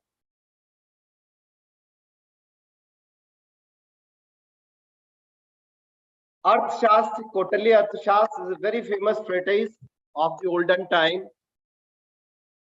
It describes the woman who has received military education. अब हम 21वीं शताब्दी में वुमेन्स को कह रहे हैं कि नहीं, आप फाइटर पायलट्स चला सकते हैं. ये हमारी सदियों पुरानी और बहुत बड़े वीरांगनाएं हुई हैं हमारी माइथोलॉजी में, जिन्होंने आदमी से कंधा, और इवन झांसी की रानी को कौन भूल सकता है. Serve the protest, the king. The text also mentions female artisans, mendicants, and women who were wondering aesthetics.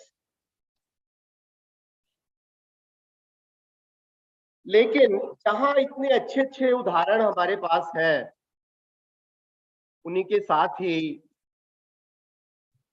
कुछ ऐसी घटनाएं भी हैं जो हमें सोचने पे मजबूर कर देती हैं.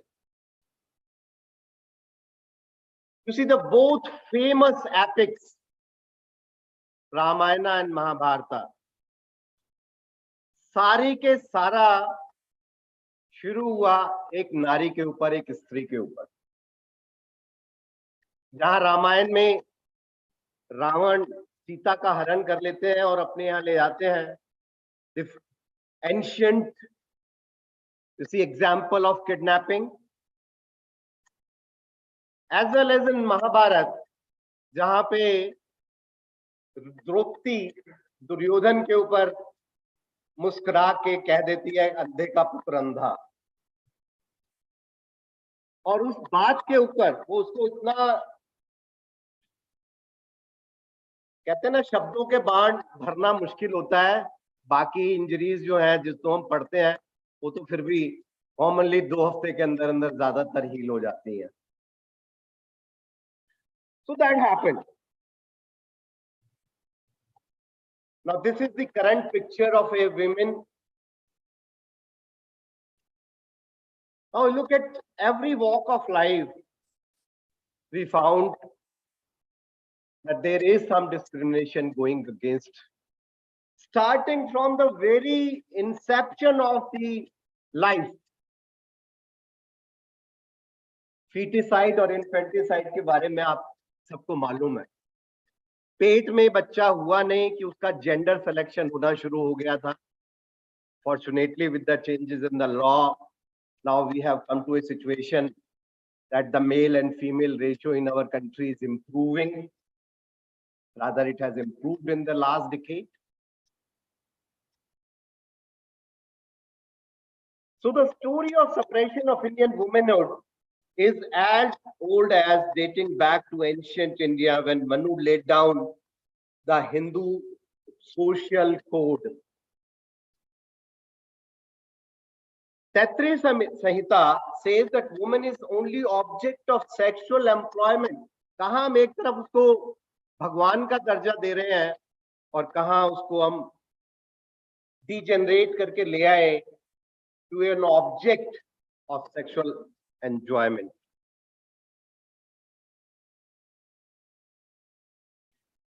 रामायण की मैं बात कर दी. This is the famous scene from the Mahabharata, where in the open all the biggest people of the Kaurav घराना या एसेक्ट सब मौजूद है, लेकिन कोई भी द्रौपदी की मदद नहीं कर पाया. Now coming to the present era, let's look at the meaning of the word crime against women. The semantic meaning of this word is direct or indirect physical or mental cruelty of a woman. Crime which are directed specifically against women and in which only victims are the women. They are characterized as crime against women. So agar male or female, if the masses are having a criminal activity against them, then we will not call as crime against women. They should be gender specific. The United Nations General Assembly defined this terminology as violence against women, an act of gender-based violence that results in or likely to result in physical, sexual or mental harm or suffering of women, including threat of such acts, coercion or arbitrary deprivation of liberty, whether occurring in public or private life. Domestic violence is a very big is happening in our society. औरतों पे घरेलू 2-4 थप्पड़ तो ऐसे ही लगा देते थे पुराने समय में, जो हमारे फोर फादर्स थे, कि आपने आज खाना अच्छा नहीं बना, फेंक के मारा. ये क्या है? खाना अच्छा नहीं बनाना आता आपको? This was a common practice. And all this amounts to the mental torture of the women who is looking after the whole family.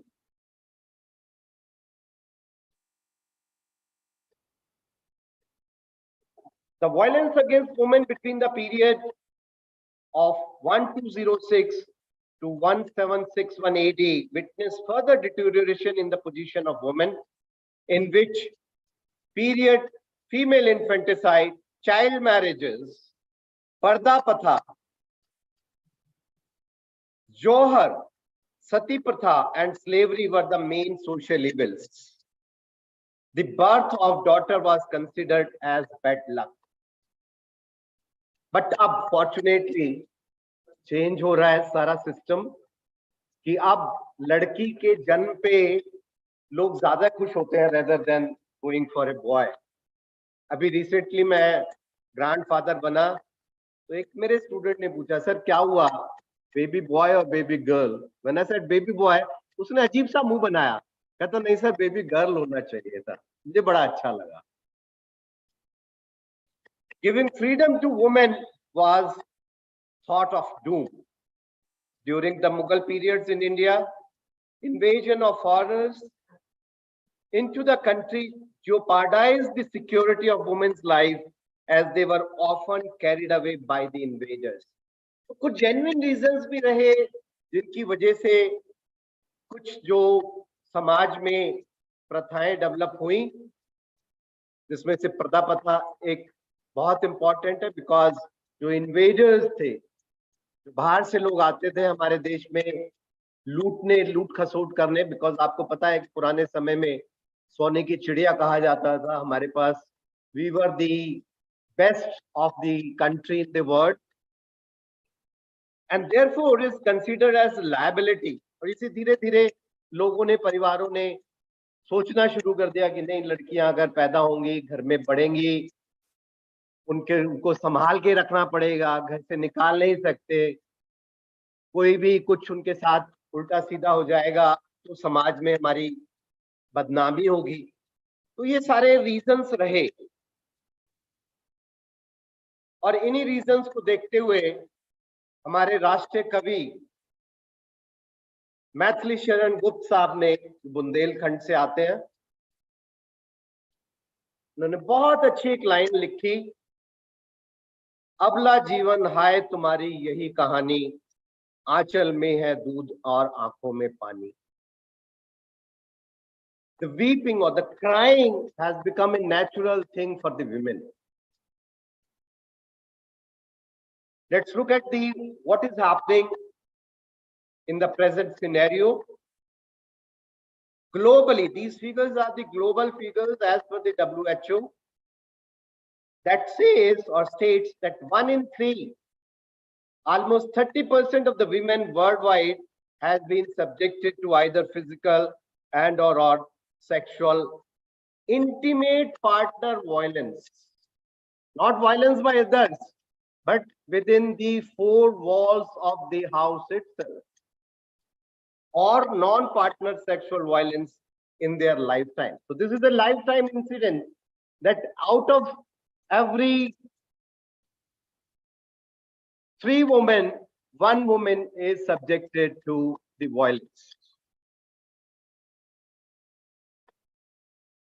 Another international figures, हम लोग अपने डाटा को बड़े सस्पिशन से देखते हैं, अपना पड़ोसी को भी हम थोड़ा सस्पिशन से देखते हैं, उसकी बात कम मानते हैं. This is a study in the very famous journal Lancet. Now, what it says about the Indian data, whereas an 8.5% prevalence of sexual violence. Now, this is not about the other type of violence. It is basically about the sexual violence. But fortunately, this 8.5% figure is among the lowest in the world. कई बारी बहुत सारे हमारे politicians कहने लगते हैं कि हमारा देश दिल्ली को या किसी और स्टेट की कैपिटल को कि ये this has become the rape capital of India. तो हम नेगेटिविज्म में नहीं जाना चाहिए, बहुत सारी चीजें अच्छी भी है हमारे देश में, उनकी तरफ भी जरा सा ध्यान रखना चाहिए. It is estimated that it affects 27.5 billion women in India. Further, 2006 survey found that 85% of the women who suffered sexual violence is in or outside the marriage never sought help. ये 2006 की फिगर है, but fortunately 2012 के बाद चीजें बहुत बदल गई है. आपको मालूम होगा कि 2012 में हमारे देश में क्या हुआ था, बहुत ही हीनियस क्राइम जिसने पूरी सोसाइटी को हिला के रख दिया था. That was a Nirbhaya case that happened in the December of 2012. उसके बाद से बहुत सारे लॉ में चेंजेस हुए और ये जो हम फिगर 85% जो अनरिपोर्टेड केसेस जाते थे वो अब धीरे धीरे बहुत कम होते जा रहे हैं because of the issue of the change in the law of related to mandatory reporting of these sexual crimes. Top 5 city अगर हम देखें जहां पे क्राइम अगेंस्ट वुमेन सबसे ज्यादा है हमारे देश में, दिल्ली इज नंबर 1. नाउ ये फिगर आप अगर नंबर्स में देखेंगे तो इनका आपको इंटरप्रिटेशन डिफरेंट लगेगा, but if you look at the per 1000 or per lakh population, then the figures will be different. Because जहां पे population ज्यादा है वहां definitely crime का number भी ज्यादा हो जाता है. जैसा कि मैंने कहा था कि हर स्टेज से starting from the inception or starting from the conception itself, it starts basically the people has tried to devise the stages of crime against women into 6: feticide, infanticide, school going age वहां की issues different है, adolescence में issues different है, marriage के बाद issues different हो जाते हैं, motherhood. देखिए हमारे देश में जहां हम श्रवण की उदाहरण देते थे, जिसने माँ बाप को पूरे बग्गी पे बिठा के घुमाया, आज वही माँ बाप हमारे लिए बोझ बन जाते हैं जब वो उम्र उनकी ज्यादा होती है। तब हम उनके लिए ओल्ड एज होम या वृद्धाश्रम देखते हैं। कहां से कहां पहुंच गया है हमारा देश। और यहां तक कि हमारे देश में कानून बनाना पड़ा कि नहीं, अब आप ओल्ड एज जो माँ बाप है उनको आप घर से नहीं निकाल सकते। ये हालत। वर्क प्लेस पे we have a separate law for looking at the sexual harassment of the women at work place. ऐसा नहीं है कि प्रिवेंशन के लिए हमारी सोसाइटी ने या हमारे देश ने कुछ नहीं किया। अगर हम इंडियन पीनल कोड जो कि 1860 में अंग्रेजों के जमाने का है, उसमें 23 चैप्टर है और 511 सेक्शंस। इसमें से अगर देखेंगे तो टोटल जो बॉडीली सेक्शंस है, मतलब जहां पे बॉडी के अगेंस्ट क्राइम हो रहा है, वो 79 सेक्शंस है। और ये सारे के सारे जैसे ही मेल पे लागू होते हैं, फीमेल्स पे भी इक्वली एप्लीकेबल है। कुछ स्पेशल लॉज हैं against the women, kidnapping, eve teasing, chain snatching, rape, domestic violence and cruelty. This list is just an indicative.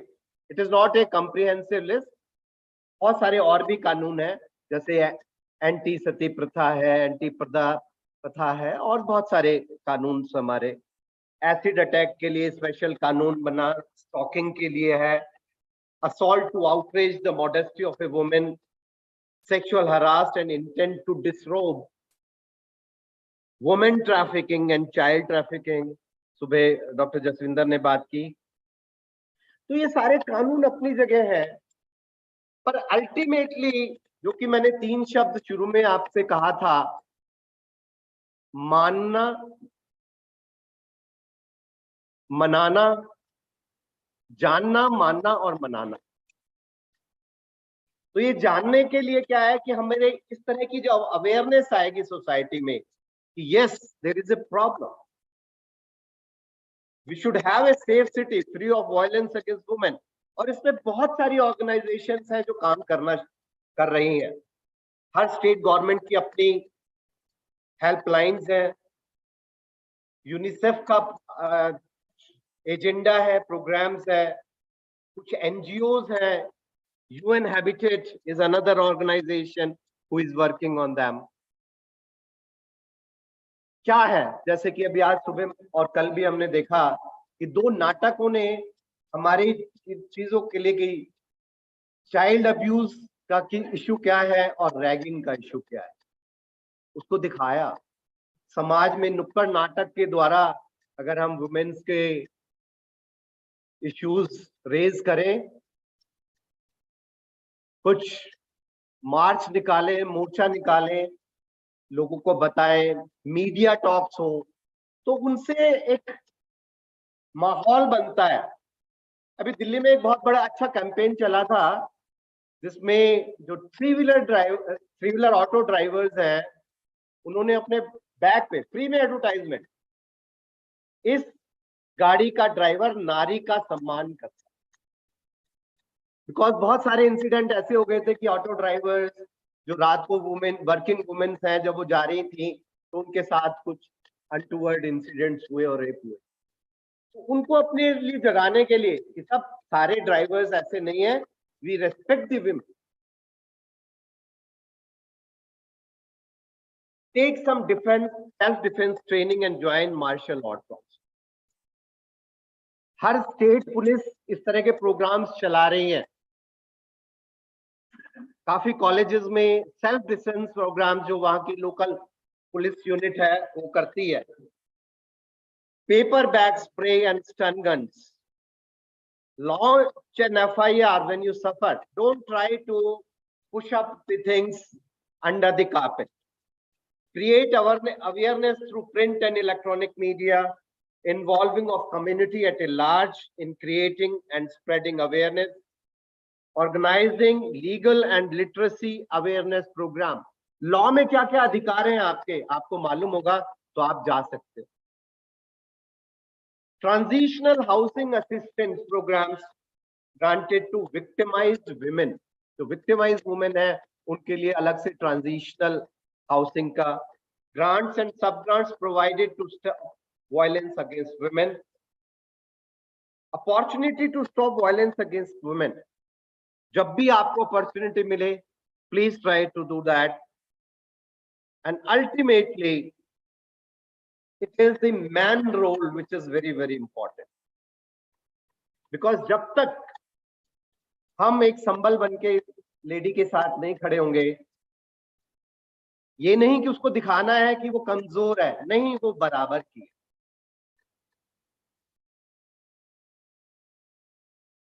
Not only we have the national awareness and programs, but there are international agencies also who are working on this area. UN General Assembly make resolution pass हुआ, which is a declaration on the elimination of discrimination against women. ये 67 में हुआ. 2000 में UN General Assembly ने special session में on women gender equality, development and peace for the 21st century. अलग से separate session हुआ United Nations के अंदर. हमारे देश में भी बहुत सारी एजेंसीज हैं, जैसे national commission for women, reservation of women in the local self government. एक कॉन्स्टिट्यूशन बना, हालांकि ये अभी लोकसभा और राज्यसभा तक नहीं जा पाया, जहां पे था कि 1/3 of the seats will be reserved for the women. National commission for empowerment of women 2010, and after the Nirbhaya case, Justice Verma committee report. That is also very, fortunately, majority of the recommendations of this committee was accepted by then government. So I wish to conclude by quoting, अबला नहीं है बिल्कुल नारी, संघर्ष रहेगा हमारा जारी. Thank you very much.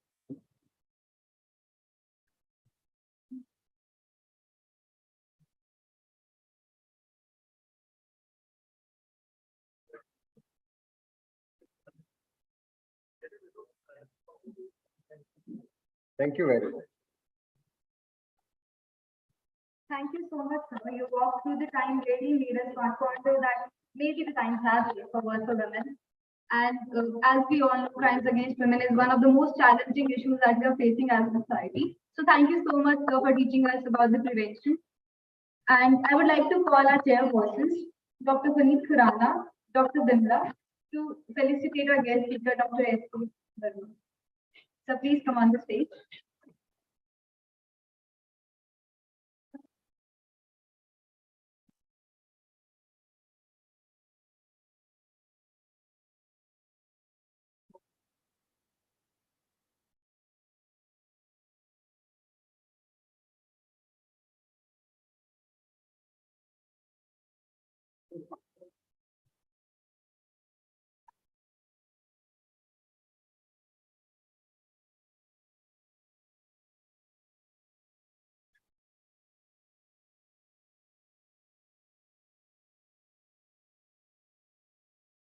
I would also like to call Dr. Dalveer Singh to felicitate our chairpersons, Dr. Puneet Khurana and Dr. Gala.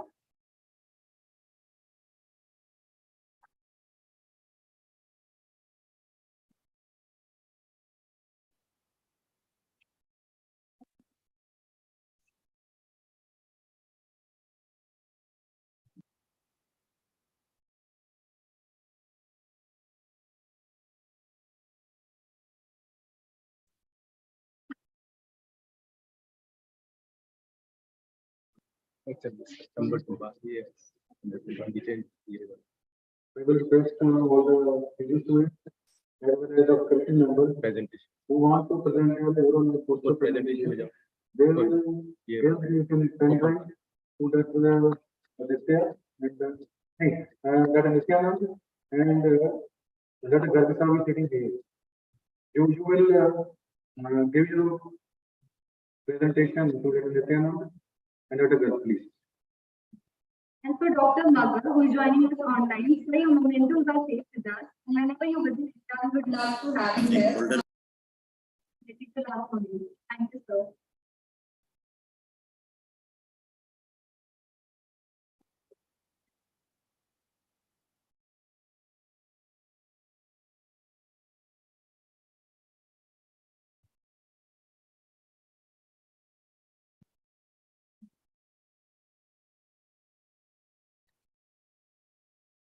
Our next scientific lecture is on examination of a rape survivor. I would like to invite our chairperson for the session, Dr. A.K. Srivastava, Principal PSM, Medical College UP, and Dr. Jaswinder Singh, Family Physician Canada, who will be joining us online, to introduce our guest speaker, Dr. R.K. Gurria.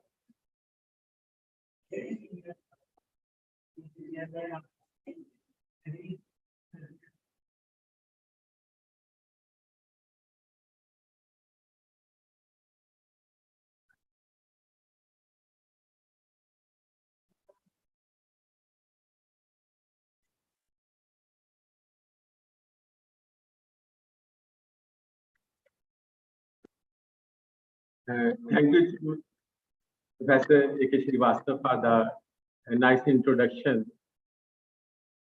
Today, I am going to give my views on the sport management of survivors of rape. In this, as most of the persons are here from forensic medicine. So as far as the examination part is, I will go very briefly and I will talk upon the other things regarding the management of the survivors, how the victim feels and what should be done, what should not be done, and what are the things which are going in the country and around the world for the management of the survivors of the rape.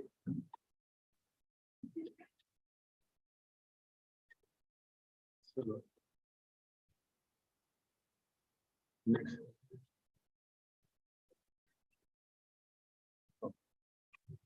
So now the question comes of the victim and survivor. Who is a victim and who is a survivor? So these are the two terms being commonly used. And after the incidents of rape or sexual assault, usually the term victim is used, but survivor term is used for that person who has coped up with somewhat he has coped up, but still it is not that he or she has completely coped up with that situation. So survivor term is used who has somewhat coped up with the incidents and the short-term and long-term effects of the incidents are talked about. But another view is that these two terms are synonymous and this can be used depending upon what the person who has been attacked or who has been assaulted, what term he prefers, whether that term is being preferred as a victim or whether that he or she should be as a survivor. So now sexual violence and rape is a major crime. So the different terms are used in this: sexual assault, sexual battery, sexual abuse, date rape, gang rape. Rape is more of a legal term and sexual violence is used in general terms. So I am not going into all these details. Most of the persons sitting are from forensic medicine, so I am not going into all those details. So usually the sexual violence, what it is. So any sexual act or attempt to obtain a sexual act, unwanted sexual comments or advances or acts to traffic are otherwise directed against a person, sexuality using coercion by any person, regardless of their relationship to the victim, in any setting, including but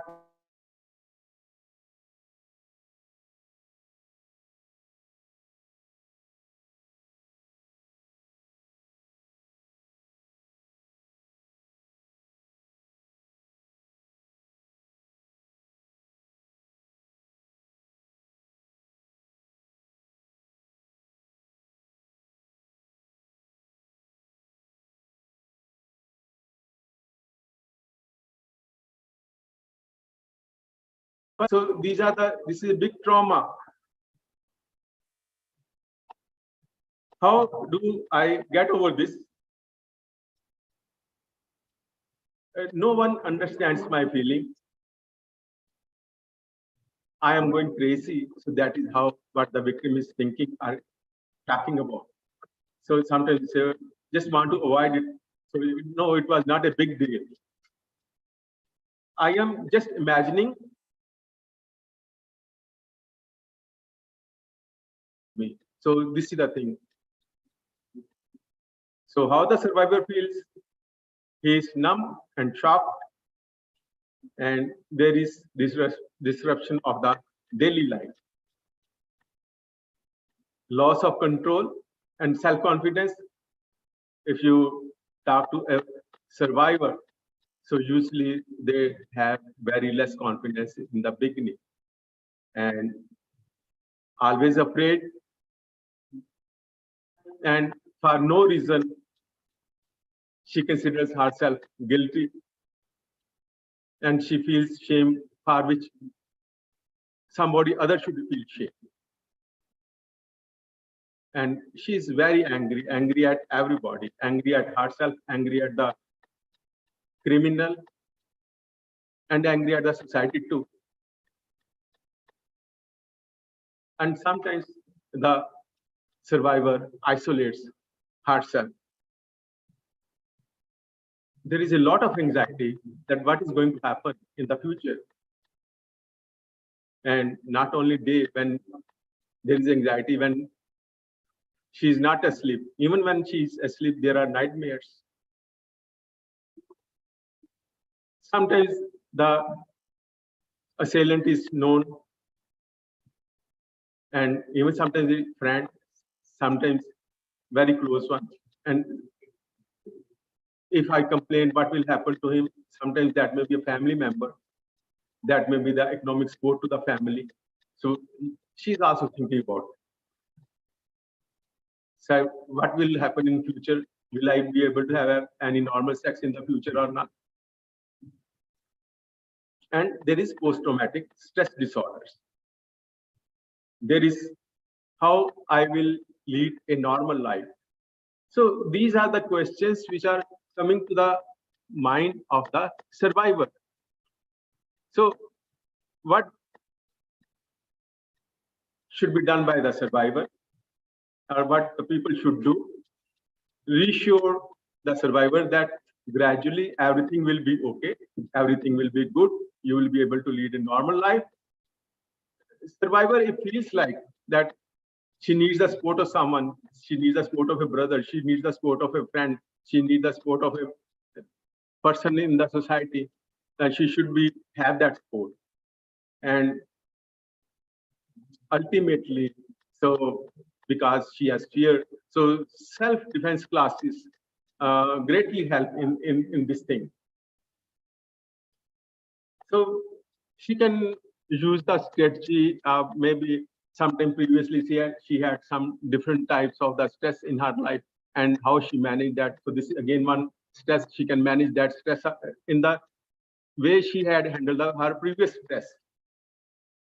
And everybody should understand that nothing is going to happen in a very quick manner, and she should be given the time to grieve, to adjust, to organize, and she should be allowed to make her own decision, what she wants to do, how she wants to proceed, and nothing should be thrust upon her by the family members.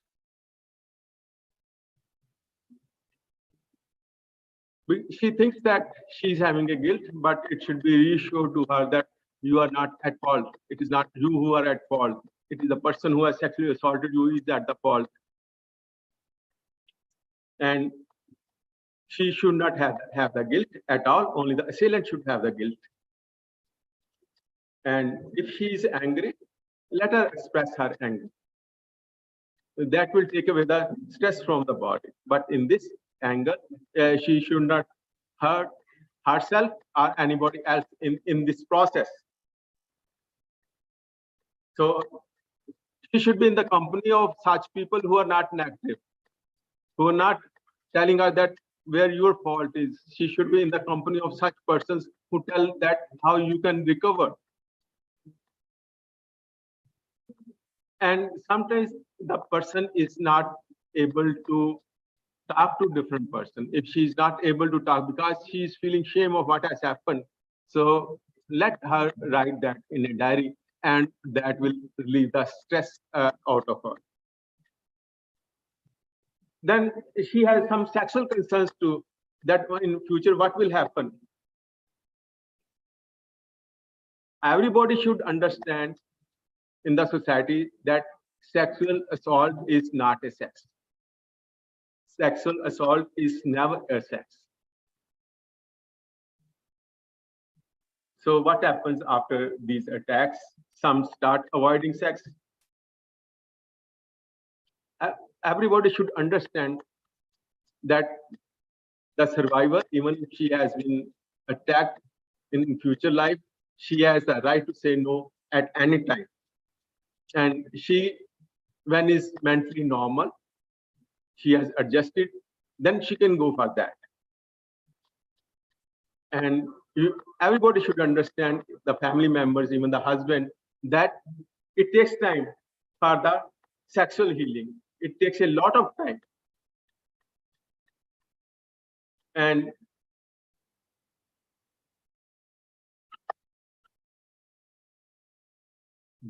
intimate partner, maybe husband, a boyfriend, whatsoever the societies, because it is not being talked about only in India. So the intimate partner who is a gentle, who understands that what about she is sensitive after that attack. So that should be taken care of. And in this, there are therapists, psychologists, so who can help a lot in these situations. The post-traumatic stress disorder, this is very, very common after these sexual assaults. 94% of women have it for 2 weeks, and 1/3 have it for the lifetime. So what happens is, there are repeated thoughts, what has happened, and the memories of that, and even the nightmares of that. There are dreams, and in these dreams, again, she feels assaulted. Then she wants to avoid these thoughts, and there can be difficulty in sleeping, and there is a lot of irritation in this post-traumatic stress disorder. So this needs treatment. After she's removed from those circumstances, then it will be good, it will be more useful. How she will get back to the track? She may sometimes react to some triggers, those triggers which has happened during the attack. And sometimes it can be even without a trigger. And she has to learn to deal with the fears, whatever fears are in her mind, and learn to deal with the feelings. And talking to someone who is positive always helps. So positive persons around the survivor, so that is a very good situation. Never be blamed if perpetrator is an acquaintance. Even then, survivor was in sexual intimacy with him or others, so this is no reason.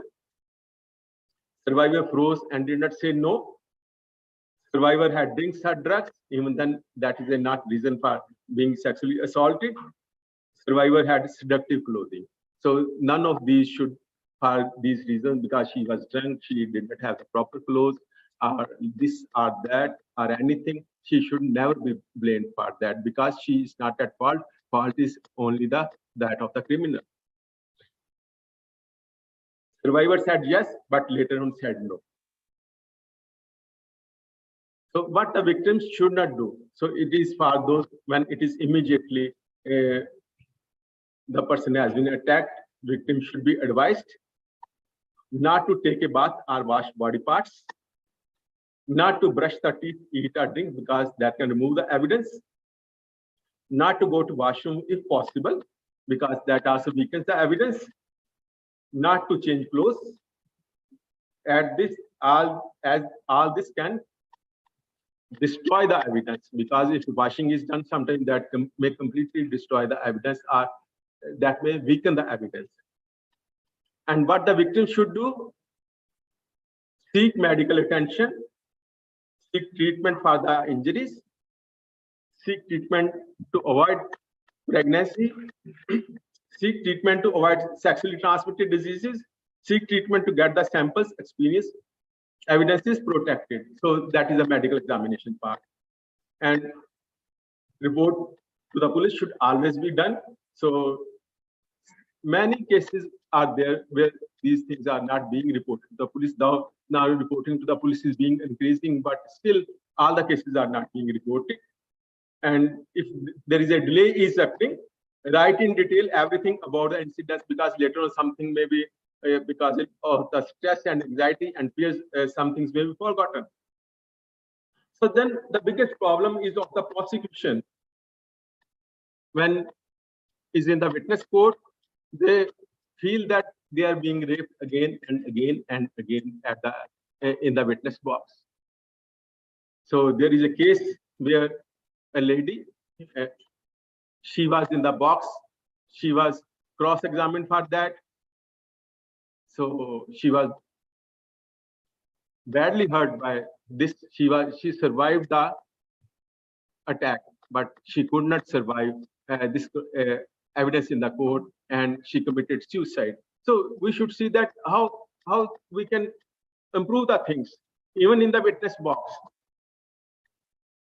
So there are now one-stop centers. Many of you have been in your own institutions. You are working, so different facilities are there at different one-stop centers.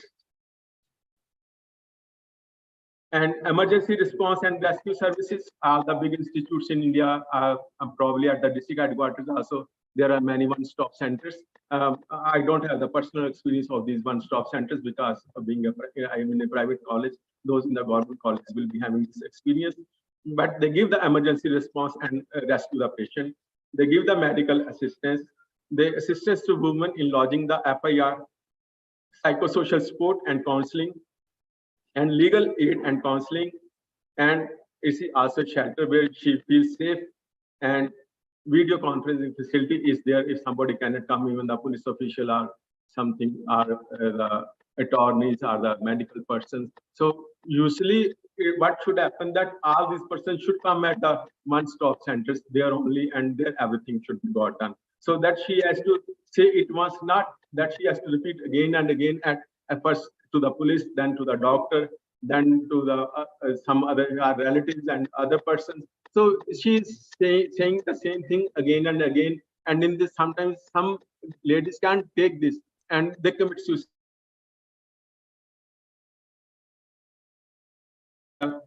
In South Africa, where everything is being done under one roof, right? The lodging of the complaint, the police official is there, medical examination is also done, the legal assistance is also given to that person, the various NGOs are also there at the same place. So everything is being done and at one place. So this is a very good idea, that if at this one-stop center, what facilities we are not providing. So these facilities are present, we should try to improve those facilities so that a survivor feels safe at that place and is not bothered much. So usually in these one-stop centers or the rape crisis centers, different facilities are provided at the different centers, but mainly they do the counseling, they do the crisis intervention, they do the education to the different people, and there is a client advocacy. So how they do the counseling? So they give therapy to the individuals, whether they are the survivors, not only the survivors, but the realities also of that person. And if it is a couple, boyfriend or a husband, then that therapy is also given to the other person, because that person has also a lot of stress. So this counseling is also given to the family members. And this, if there are children, that is done in a play way, so that she can understand that. And there are support groups of those persons who have already been assaulted, and probably they will provide the support to that person who have already coped up with these situations. And in the crisis intervention at the one-stop centers and the rape crisis centers, it is because that is a safe place to talk, safe place to get advice, safe referrals can be done from that place. Hospital advocacy, there are trained advocates who will do the paperwork, provide community resources, give emotional support, and ensuring no one goes through this process alone, because sometimes even the family members are not willing to come with the victim or the survivor. Education needs to be given to everyone, to the survivor, to the communities, and to the professionals. So everybody needs this education, that how these persons should be handled. And then there should be client advocacy who just think about the client, not about anything else, how their client can be good, how they can survive better, how they can cope up with these things in a better way. So even sometimes in the foreign countries, their housing and employment goes after this attack. Then they provide all these things, and they provide the legal resources and empower the survivors so that they become stable and they become resilient, and ultimately they become the productive members of the society. Because if they don't do this, ultimately, if it is a doctor, they're not doing the work, naturally the community is suffering, the government is suffering, because so much money has been spent on that. Similarly with the other professions. Kind words can be short and easy to speak, but their egos are truly endless, and this should never be forgotten. So then there are sexual assault response teams. If they're not there, it can be created. Community-based team that coordinates the response to victims of sexual assault, and the team may be comprised of sexual assault nurse examiners, hospital personnel, sexual assault victim advocates, law enforcement, prosecutors, judges, and any other professional with a specific interest in assisting victims of the sexual assault. And sexual assault nurse examiners, though this is not common in India, but in many countries, in many advanced countries, nurses, forensic nurses, they are doing the sexual assault examination. And they are producing good results, better than even the gynecologists. They are producing the results. Of course, they are doing under the guidance of the doctors, but they have the time. They are exclusively for this, and they do this in a better way. And so this was one of the workshops. And during this one workshop, when this forensic nurse was speaking, our professor had gynecology at that time said that I feel ashamed that what we have been doing for all these years, we should not have done that. So that is the difference sometimes between a good examiner and not a good examiner. So there is always chance to improve, and we should try to improve our services. Why to do exam? When sexual offense is there, so all the evidence will be there on the body. So this should be done so that we can have that evidence. Sometimes the person is falsely accused also. This should be kept in mind, and this examination will help in exonerating the falsely accused person as well as prosecuting the criminal. When the examination should be done, do it as early as possible, because sometimes with the passage of time, the evidence goes on becoming weak and weak. Examination of the victim. So the important thing is consent. If the victim or the survivor does not want, don't do the examination. If the victim or the survivor wants examination, do that examination. And preferably examined by a female doctor, and in some states it is exclusively by the female doctor. In the POCSO Act, also in those cases by the female doctors. External examination should be done for the injuries. Genital examination for the evidence of the sexual assault. and samples to be preserved. Mostly all of us know that how this is to be done, so I am not going into all those details. And but if the sexual assault examination kit is used, then there are lesser chances that we will forget some steps. So this is one kit which has been developed. There are so many kits available from so many companies, so you can use any. So in this, everything is there. So this is the one kit which is used in South Africa. And sometimes you should understand that there are rape drugs. So these are the rape drugs which can incapacitate the victim, and usually they are mixed with the alcohol and produce drowsiness, impaired motor skills, and memory loss. Even the victim does not remember what has happened to her. And if within 48 hours the victim comes, then blood and urine sample should be taken. But if more than 72 hours have passed, then only the urine sample should be taken. And after this, there is no use of taking the samples because these drugs that get eliminated very fast from the body. So it should be done in a very conducive environment. So this is, you see a very good chair where there is a colposcope is there, and this can help to even find out the even minor injuries which are not there. So the important thing is dry all the swabs. So dry all the swabs with swab dryer. Otherwise, place the swabs in a swab guard box. There are swab guard boxes. If it is to be sent wet, then there are swab guard boxes in which these swabs can be sent, and then there will not be any fungal growth on that. Clothes must be dried.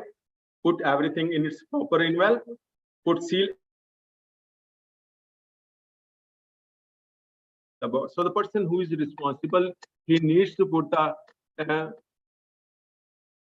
seals, because maintaining chain of custody is very, very important. It should not be forgotten. You should take the signature of the person to whom you are handing over. Even if it is transferred 20 times, the signatures has to be taken. Usually it is done by the person who is in charge of that scenario. And apply tamper-proof seal. Minor injuries usually are forgotten, are not properly noted, and sometimes these are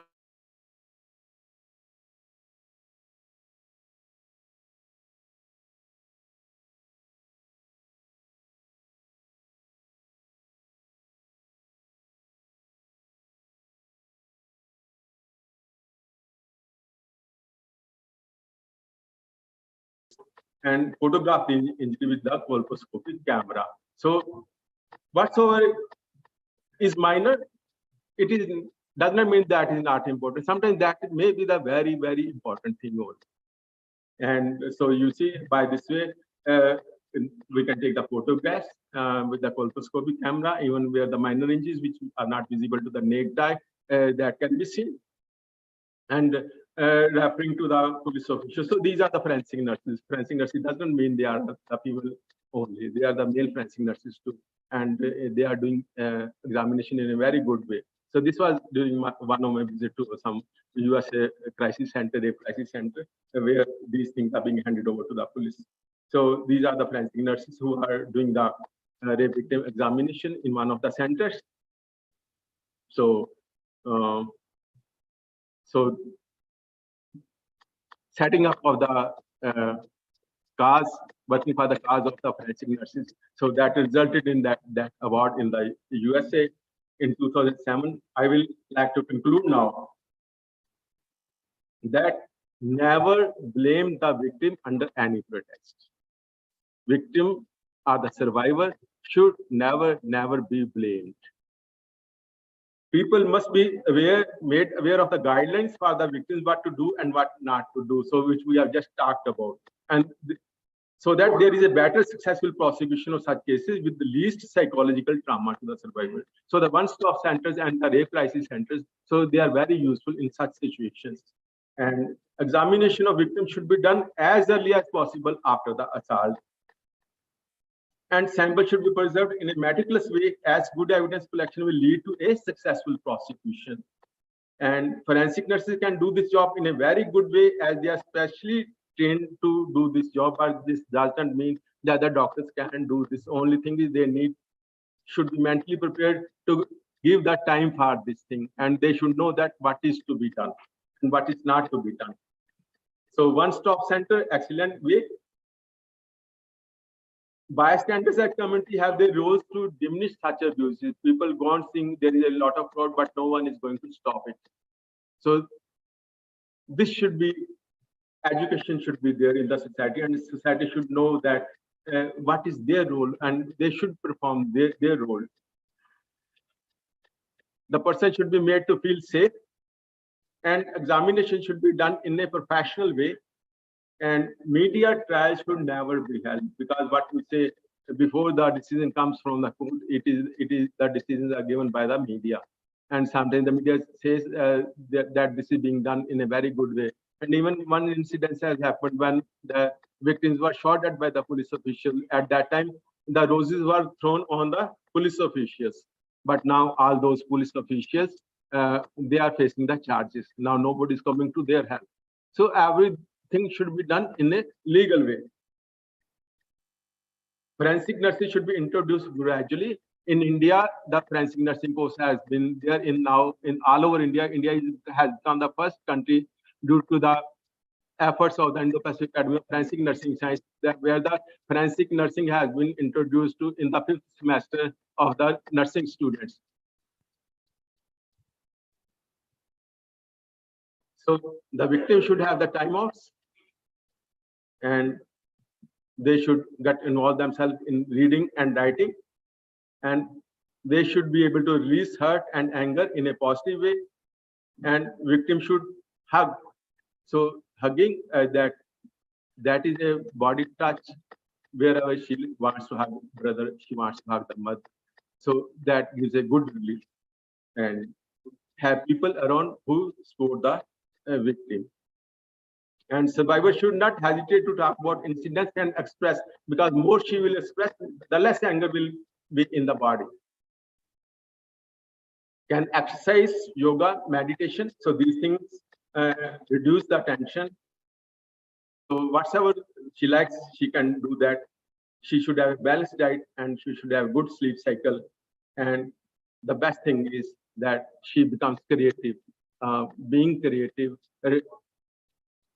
so many problems they are reduced. So many problems go to the background, and other people learn from that creation. So these are the references which I have used. Let us manage to be as gentle as possible in the management. Thank you very much.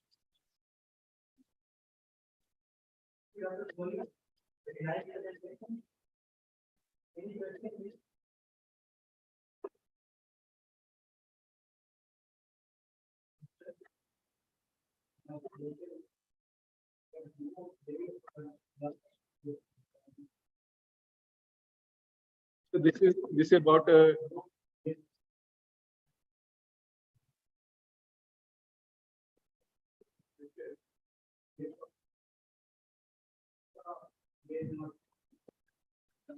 so this lecture has been prepared in an international context, and not especially for the, because in other countries the male persons, they are allowed to do this. In India, of course, these are what you said, that's right, that if the female doctor is to be done, if the nurse is to examine, that should also be a female.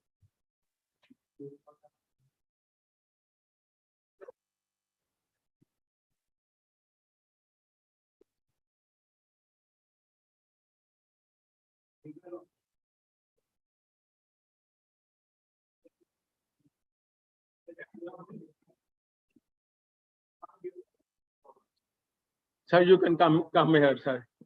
Sir, you can come.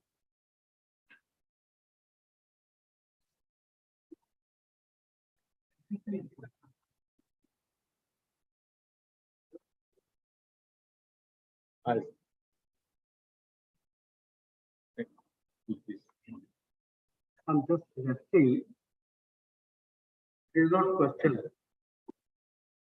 What I'm saying that in view of the new definition of rape, it has become very difficult for any doctor to say that a female has been sexually assaulted. And what I'm finding that most of the cases are being punished only on the basis of the statement of the victim, irrespective of what is the evidence. Thank you. Thank you, sir, for your suggestion. And probably somebody in the morning was saying that any offense which has punishment more than 7 years, the forensic evidence must be there. So we need to have the forensic evidence. Maybe it helps, maybe it does not help. But we must examine the patient in a meticulous way, and we should take all the precautions which is going to the health prosecution can be good. So evidence collection is good, and we should see that in this process, the survivor does not get hurt further. So that was the main thing which I wanted to convey in this. So the survivor should not get hurt by your examination or by the actions of the society or by the actions of the police or by the actions of the judiciary. That should be reduced. Thank you very much.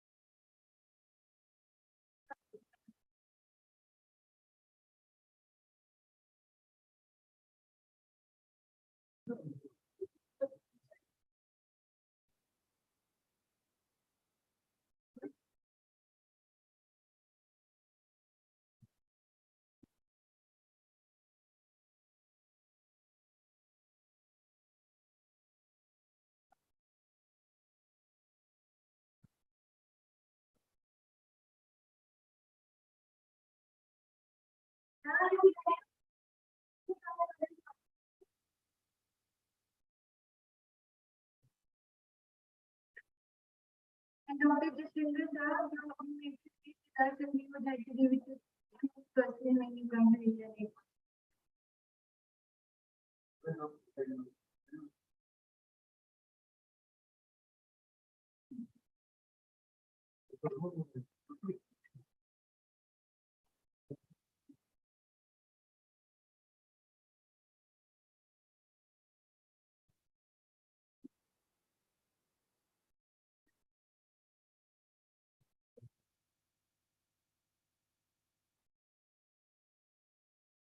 Now moving on to our next session for the day on child abuse.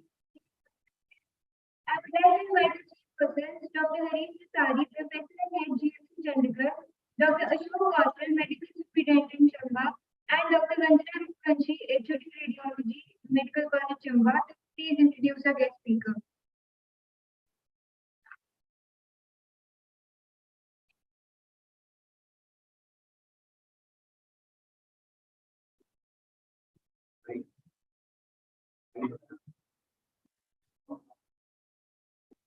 I would also like to call forward the guest speaker, Dr. Adarsh Kumar, Professor, AIMS, New Delhi.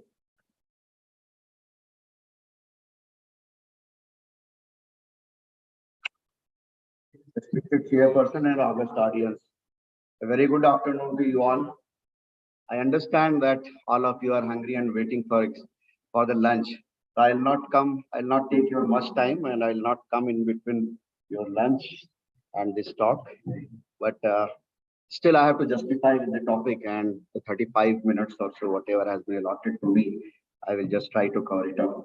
Before coming on to the presentation, I'll extend my sincere thanks to the whole organizing team of this relatively new government medical college here in the remote areas of the Himachal, and especially Dr. Pardeep Singh for giving me this opportunity to be here for in this 19th conference of ICFMT and the 6th conference of SPIC, that is Forensic Ethicon 2022, and having chosen this central theme of medical practice and ethics. I'll also like to acknowledge the departed souls whose photograph I have been taken, and I'll be using in my presentation, and few pictures from the internet. Because there's a mixed audience, I can see the persons from the different streams, the students as well. Some of the pictures are gory, so viewers' discretion is requested. This is the disclaimer or kind of warning to the persons who are not aware of that. Few cases are dealt personally during professional practice. So I have tried my best to conceal the identity, but to show some of the findings pertaining especially to the talk about the crime against children. Identity may be revealed for the academic purposes only. These will be the learning objectives of my today's lecture: statistics, what is child abuse, types of child abuse, and all. When we see this presentation, in fact, I'll be raising maybe more questions rather than answering. So please excuse me. Every day, I think almost all of you will agree, we have seen these kind of news flooded in the newspapers. Every alternate day, we see all these kind of various kinds of child abuse and child crime against the children that has made headlines all over. You see the national statistics, that was a 2019. It has said that has been so much increase in reference to crime against children from 94 to 96. Almost 1 lakh children were abused, different kinds of abuse in 2019. And if you see the latest statistics of 2020, NCRB just released this month itself, in fact, 1.5 lakh total cases have been registered last year against in crime against children, and out of those, more than 50,000 are registered under the POCSO Act.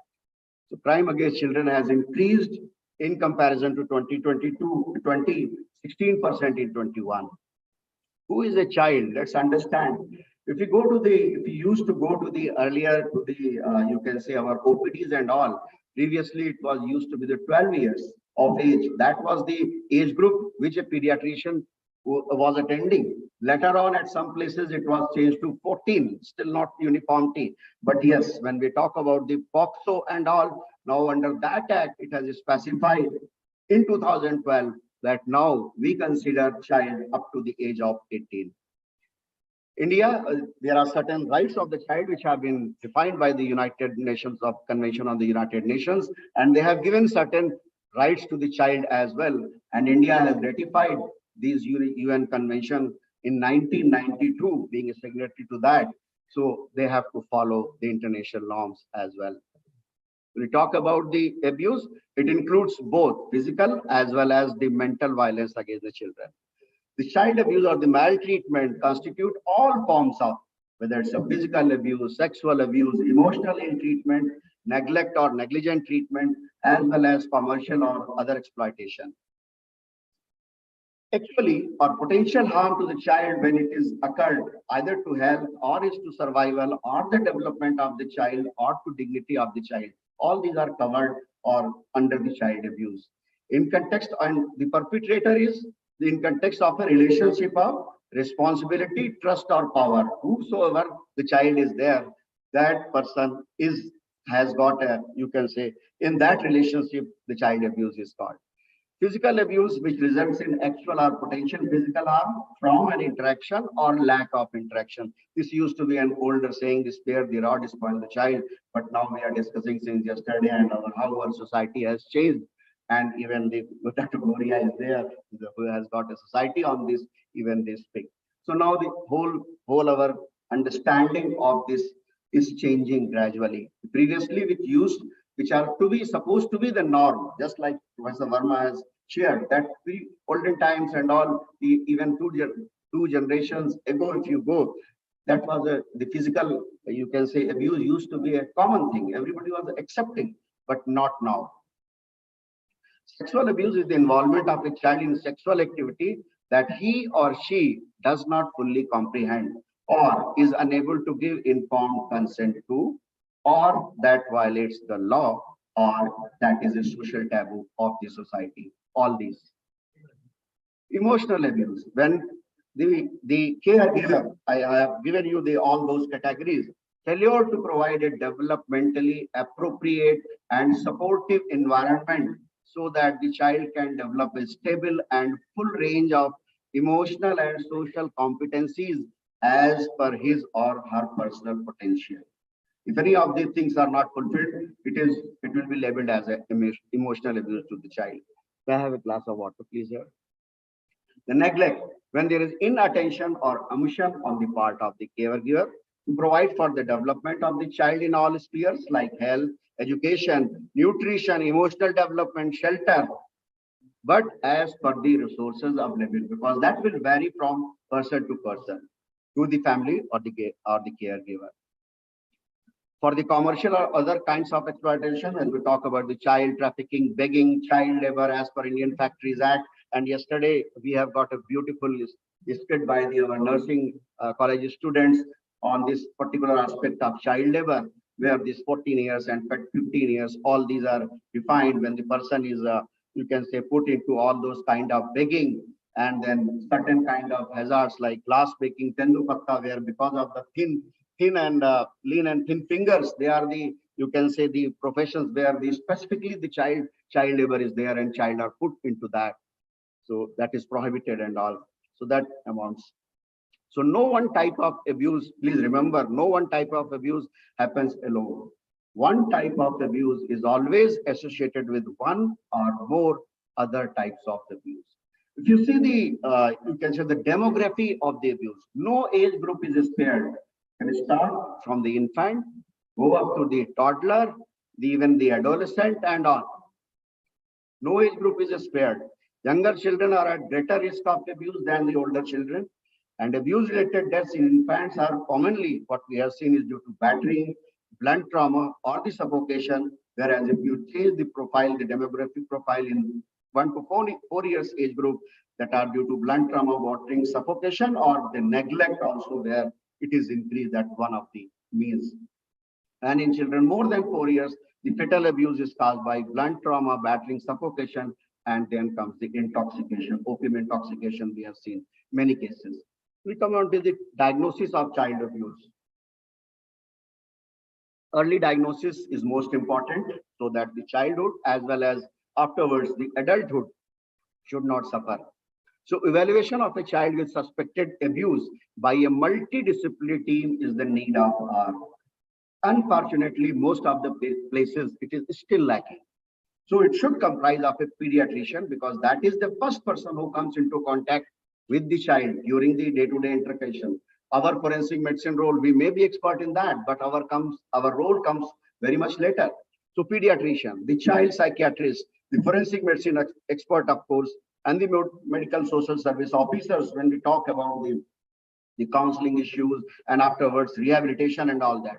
So that's how the concept of one-stop help center has come up, and Dr. Goria has nicely covered that. One-stop help center nowadays we are talking about, especially after the Nirbhaya, when we specifically advocated for that enactment.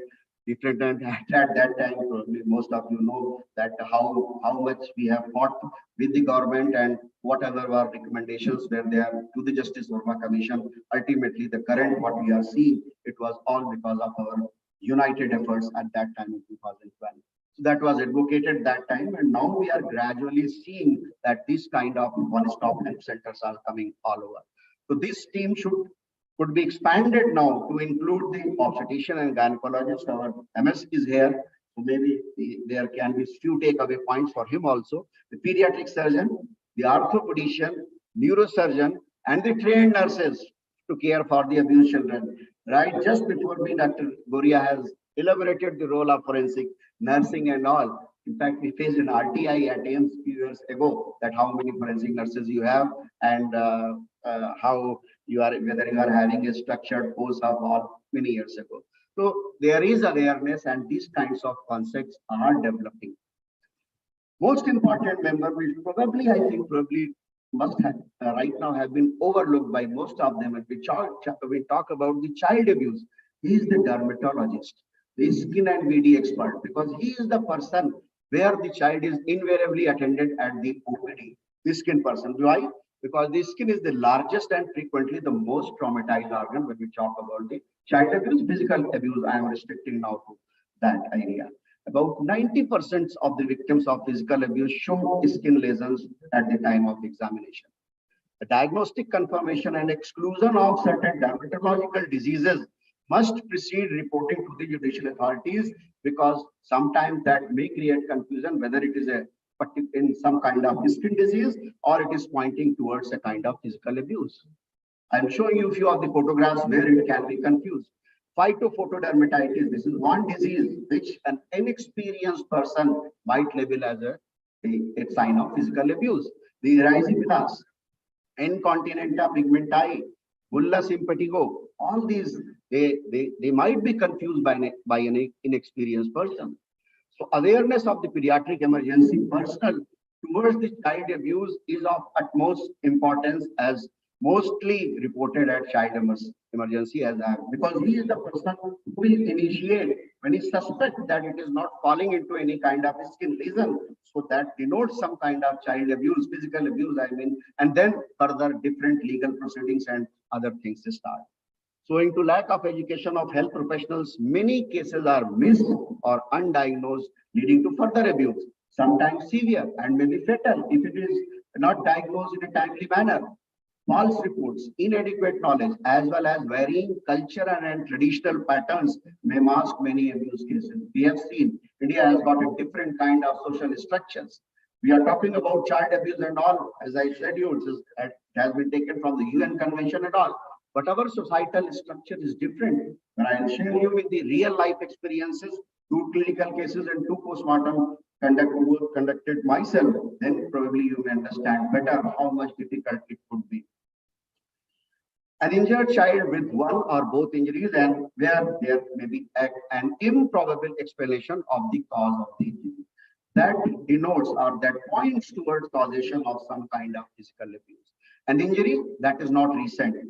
Multiple bite marks, simple example, multiple bite marks over the different regions of the body having a different duration, that is pointing towards a child abuse, physical abuse. The pattern bruising or abrasions like hand fingers, 6 penny bruises, and objects, especially on the unexposed area, pointing towards a child abuse.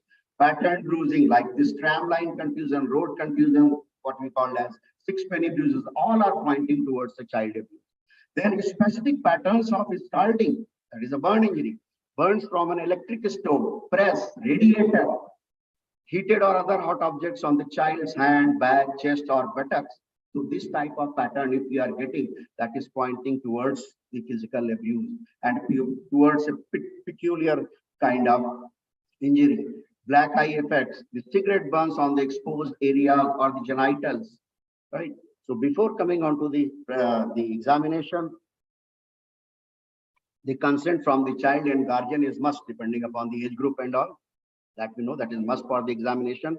All consultation with the child should be in handwritten notes with diagrams, body charts, and photographic documentation, depending upon, again, whatever facilities are there. But nowadays we have got the mobile, everybody is using, so at least that can be documented. At least that can be reviewed and discussed. Even at that time, if you are unable to comment upon anything, at least you can discuss with your seniors and all. I think that habit also needs to be developed by, especially by the younger faculty and the students, PG students and all. Examination of the cloths of the victim for the presence of seminal stains, the struggle, the tear marks, the trace materials, all these should be done. The complete examination, including general physical examination, systemic examination, examination of the injuries, is to be done and well documented. The report should be written clearly and precisely and should state clearly the facts and the opinion. And both positive as well as negative findings should be mentioned in the report. When we talk about the related acts with the child abuse and all, there are certain acts like 315 feticide denotes and 316 infanticide. All these are already mentioned. They are already mentioned, and now we have got the POCSO as well. So in addition to that, all these sections are there, which deals with the problem of sex, this POCSO Act. Now I'll share you a few examples. One 11-year-old boy with alleged history of death due to fall from bike 3 days back. He suffered head injury and he was brought dead at AIMS. So on postmortem examination, what we found, the body was like this. I'm giving you the closer pictures and all. So all the, you see multiple cutaneous abrasions all over the body, back, everywhere, right? Different timings, different patterns. Now you see the buttocks. Can you make it out? There are specific marks denoting some kind of a specific pattern. We later on came to know that he was being the heated press. That heated press, his mother was used to touch upon that in a way of torture. So that is the marks of the heated press. Even you can make out the location and the pattern with that. Probably here, this is most significant and becomes much easy when you know that he has heated press that was put over the body of the child, in addition to other. All over the body, back, legs, everywhere. Now you see, and mind you, I told you, the case was brought as a alleged history of road traffic accidents. 3 days ago, he was having head injury. Now you see the external genitalia. Even findings were there on the external genitalia, which now we can say after seeing this, yes, these are all pointing towards a typical case of violence. See the face, see the neck, all over, everywhere. See the kada, the sick boy using the kada. That specific pattern injury was there over the wrist also. Now, the history. It was an 11-year-old male sick child. The actual parent separated few years back. So this child was living with the present parent, the actual father, and the stepmother from 2 months only. He was residing with them from 2 months only. And it was the second marriage for both the current, the mother, stepmother, and the husband 2 years ago. So there was one kid from the previous marriage for both, this boy from the father side and the 12-year girl from the mother side, right? One male child was born 1 year back to this mother, the other mother. Now the custody battle suit was filed about 6 years back, but settled 2 months before, right? So alleged history was filed from bike 3 days back, and it was only shown to the local doctor. No treatment was provided. Shown because all these supposed to be the trivial injuries, local doctor, nothing, no treatment was provided. It was only when he suffered that RTA fall from that motorcycle and died, then only the autopsy was conducted because he was brought dead. So cause of death was simple, SDH and all. Now, what is our specific domain or the purpose of conducting the autopsy?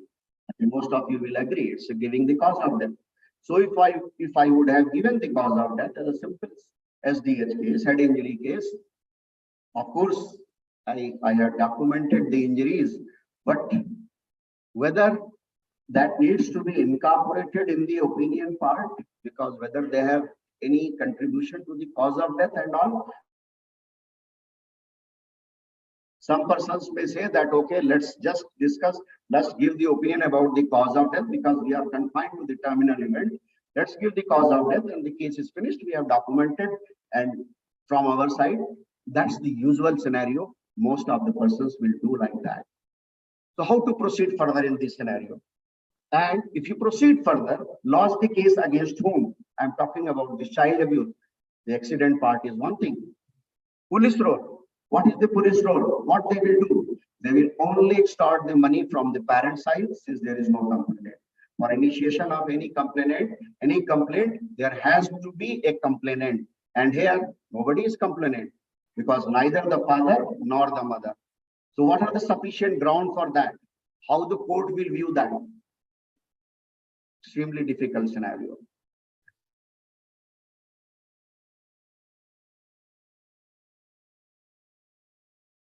He was about to be cremated. He was brought from the cremation ground.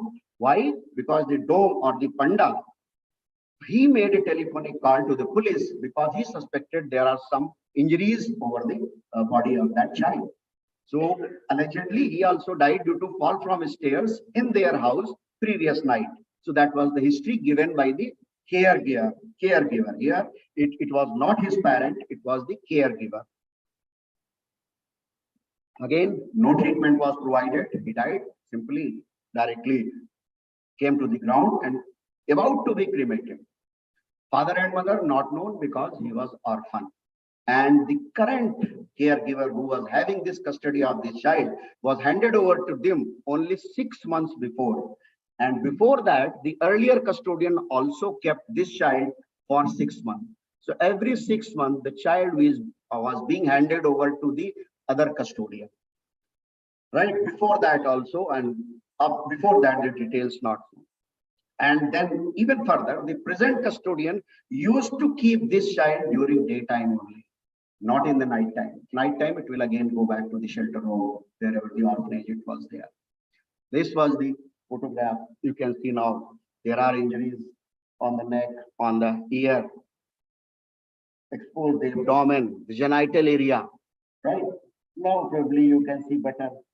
All these black eye effects, all over the chest, abdomen, multiple minute injuries from different angle. And now you see over the neck, how much. I think now the photo itself is saying much. All these, they are encountered at the time of autopsy. Specifically, even you can see the cauliflower appearance kind of thing of the ear. The child was being repeatedly slapped. That's what we learned. But yes, this is a finding towards that cauliflower appearance.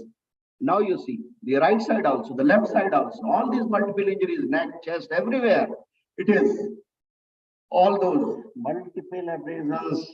Probably here it is not visible, but here it is. All those, right? So what I do, at that time, because we had to basically document all those injuries, and we teach that yes, all these cases, the X-ray documentation also should be done because we suspected internal injuries. So the radiology, we have got the liberty of having the radiology, forensic radiology unit at our AIMS, and we did the X-ray of this body, right? All we see, you can the findings in this skull. Hands, broken hand, broken fractures, and all multiple fractures, even nothing. It was there. So what is that was the autopsy part. Coming on to the clinical forensic medicine case. 2010, when the POXO was not there, a 6 to 7 year old male child was brought from the satellite town Faridabad, that is Faridabad, NCR region, to AIMS. Muslim father, he was alive. Mother died few years ago. And the mother, he married his sister-in-law, the younger sister of that lady who died. So that marriage occurred only 2 years ago.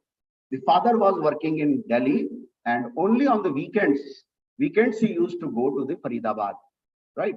So, and this mother, whom he married, he was not having her own child.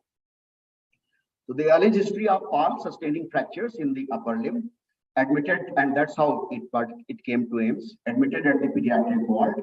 And referral was sent to me because seeing the multiple old scratches over his face and unexplained injury, the pediatrician sent a referral to us, please guide what to do and all. Forget about the treatment part about the fracture, because they suspected all poor oral hygiene, multiple scratches all around mouth, inside lips. At that time, you're not having the liberty of, you can say, taking the photographs. I missed that.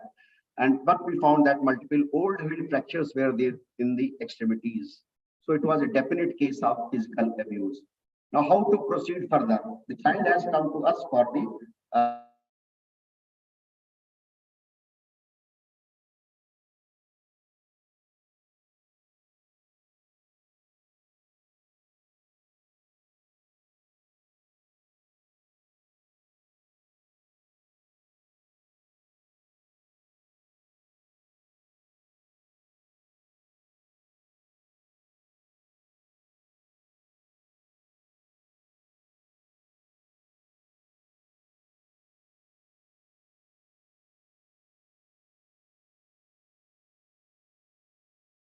was in Faridabad.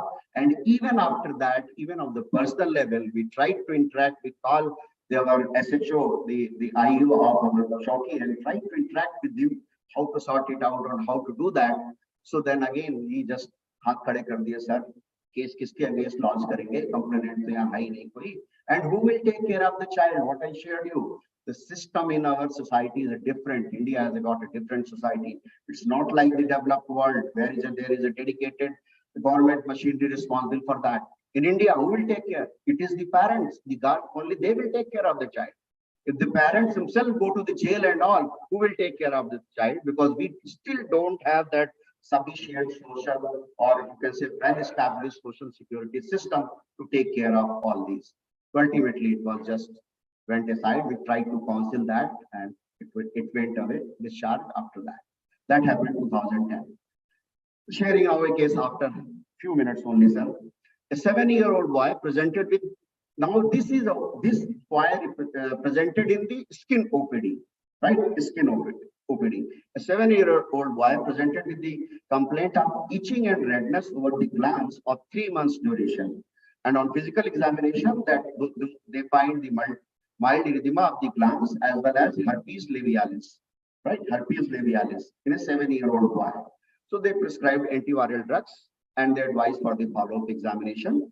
By that time, when the child came for the follow-up examination, the herpes labialis was resolved, but the genital symptoms persisted even after that. So then it was inquired for any sexual abuse and it was denied by both the child as well as the whosoever was accompanying. The child was accompanied by basically his father. So both of them denied. So he was advised to continue the same treatment on the OPD basis, and child was accompanied by his father only, right? After 8 months, the child returned with the same complaints and now he was accompanied by his aunt. So again inquired, because that was a puzzle for this skin persons also, the skin specialist, that what is happening. So then they inquired for the sexual abuse, and then the child confided of being abused by his own father, being fondled and having peno-oral contact, but denied of having any peno-anal contact. So on physical examination, no anogenital abnormalities were seen, and at that time the POXO was enacted. And because everybody was talking about, whenever any person, forget about the doctor, any person is coming into the knowledge of that any child is being sexually abused, there has to be a mandatory reporting under section 19 of the POXO Act. So that we are aware. So that was the reason they again called me. Sir, please guide kijiye how to proceed further, because whenever any legal issue comes, invariably the call goes to the forensic medicine person. So because of that, how to proceed further, because now we are sure that it's a case of sexual abuse and it falls under the various sections of the POXO. So what we tried to sort it out, a case conference was conducted after 2 weeks. So that when I was invited as a member, and then it was attended by the child, his parents, as well as the elder sister who was 11 years of age, right? Because our issue was, because it might be, it's only a few minutes. Now all of them denied of any knowledge about the child's sexual abuse. The child too denied of the abuse by his father, which he alleged in the last abuse. So now he turned hostile, so kind of, you can understand like that, hostile, or he denied basically, no, because the child and everything was. The father refused to be screened for this any sexual transmitted infections and all. So ultimately the family was counseled regarding the child's condition and rehabilitation, and nothing we could do beyond that stage. So the need of our is to have the full-fledged forensic unit, or the so-called clinical forensic medicine unit at emergency, where it has to be a nodal agency already discussed. So why FMT person has to be there? My suggestion is FMT person should be the nodal officer for all these. We have seen the different practices in the different parts of India, because he is the best person when we talk about the injury documentation. He has got a natural high degree of suspicion because of his nature of work he is continuously doing for years. Collection, he is the best in collection and preservation of biological evidences, handling all kinds of legal matters, liaising with the police and other agencies, which invariably will arise in this type of situation, and then save the precious times of clinicians as well. That was the idea. So more sincere approach is the need of our. So concept of teamwork needs to be developed, and excellent initiatives have been taken in Mumbai, Delhi, Chandigarh, where Dr. Harish is already probably the nodal center of that, and all these one-stop help center, not crisis center, and child line 1098 that needs to be advocated, percolated down to the society to be aware of this number. Whenever they are suspecting, they should go at 1098, non-10, not 1098. Okay. So doctor, pediatrician, gynecologist, skin psychiatrist, psychologist, counselor, social welfare officers, NGOs, police, all these have to be the part of that team when we talk about sorting out. So need to spread the awareness about this very important issue. And this on 20th November every day, there is an international, Child Rights Day is observed by the UN on 20th November. So again, that needs to be disseminated all over. So a message from the child: we may not remember what you told us, but we always remember how you made us feel. Thanks for your patient listening. I'm available at this email and phone number, and so I want to have any other interaction. Thank you for the patient listening. Thanks again, Dr. Pardeep, for giving me this opportunity to share my views. Thank you, Dr.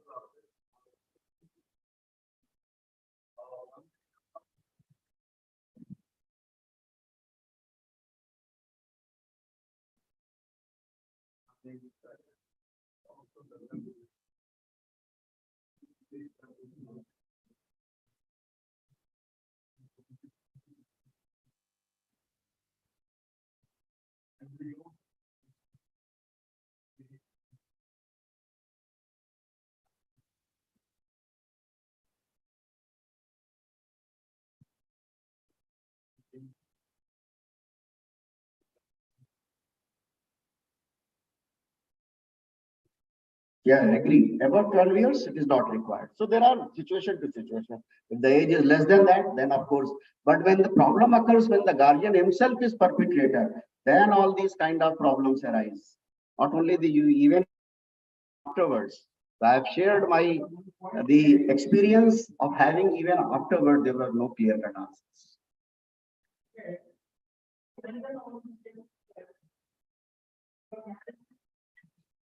So.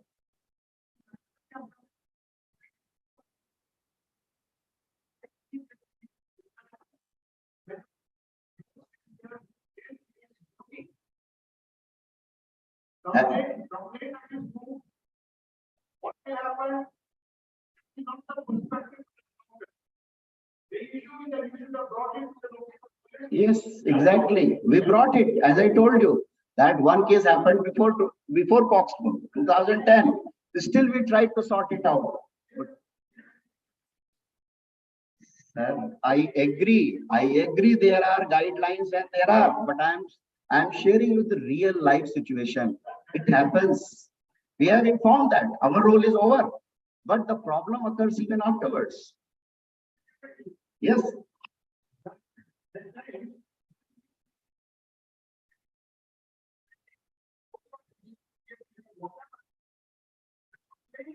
There was no complaint. Sir, in one case, there was only case of road traffic accident. It was brought that cause of death was obvious. It was just we found the accidental.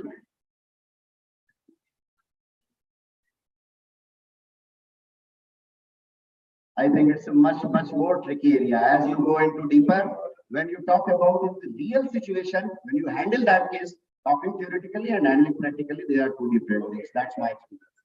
Yes, thank you, sir. Thank you.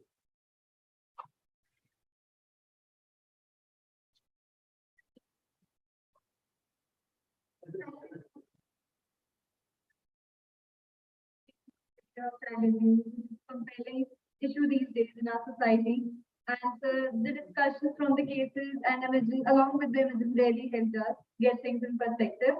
Now I would like to call our chairpersons Dr. Harish Desai, Dr. Ashok Kaushal and Dr. Vanna Raghuvanshi to felicitate our guest speaker, Dr. Adarsh. Please give a huge round of applause to Dr. Adarsh Kumar for his lecture.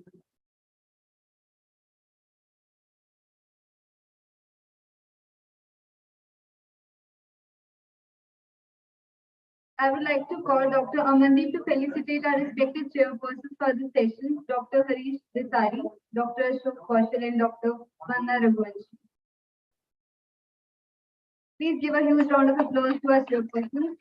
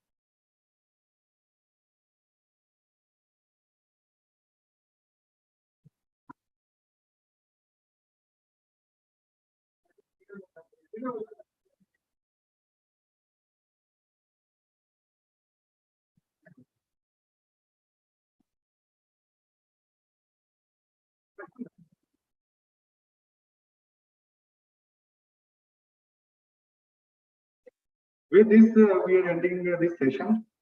And my sincere request to all of you is that within the 15 or 20 minutes, we are starting the next session. And before that, I will invite all the live members of the ICFMT to stay here in this hall because we have got a GBM today right now. And rest of the people can go for the lunch. And I will request the poster presenter peoples, the persons who are presenting the posters, they will have to reach on the ground floor. They will be assessed right now. अभी assessment हो रही है उनकी जो posters हैं, ठीक है ना? And Dr. Verma and Dr.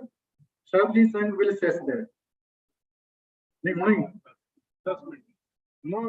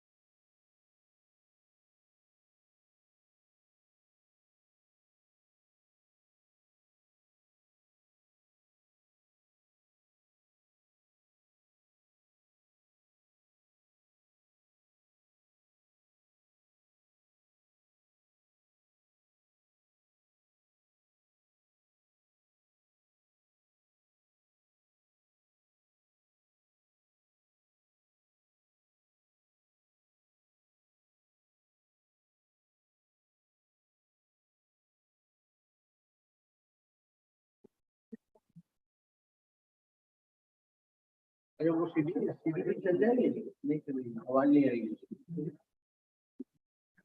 हाँ तो सीधी अभी चलाई थी, नहीं आएगी, कोई बात नहीं।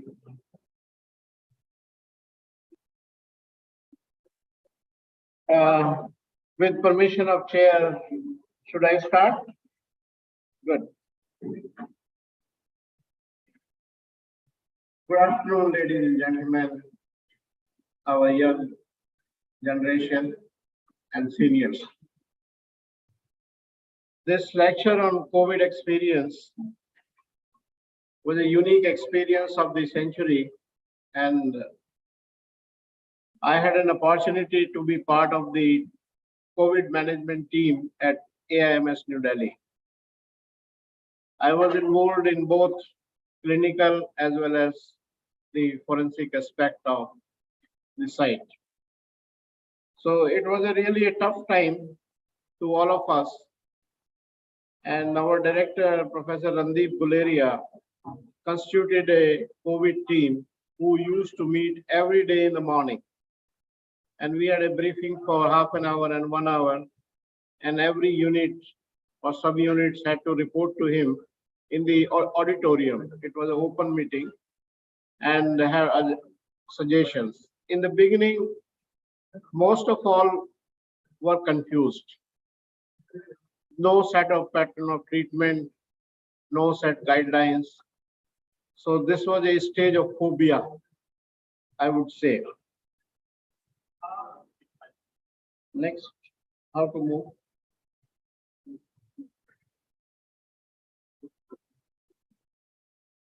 Slide is not moving.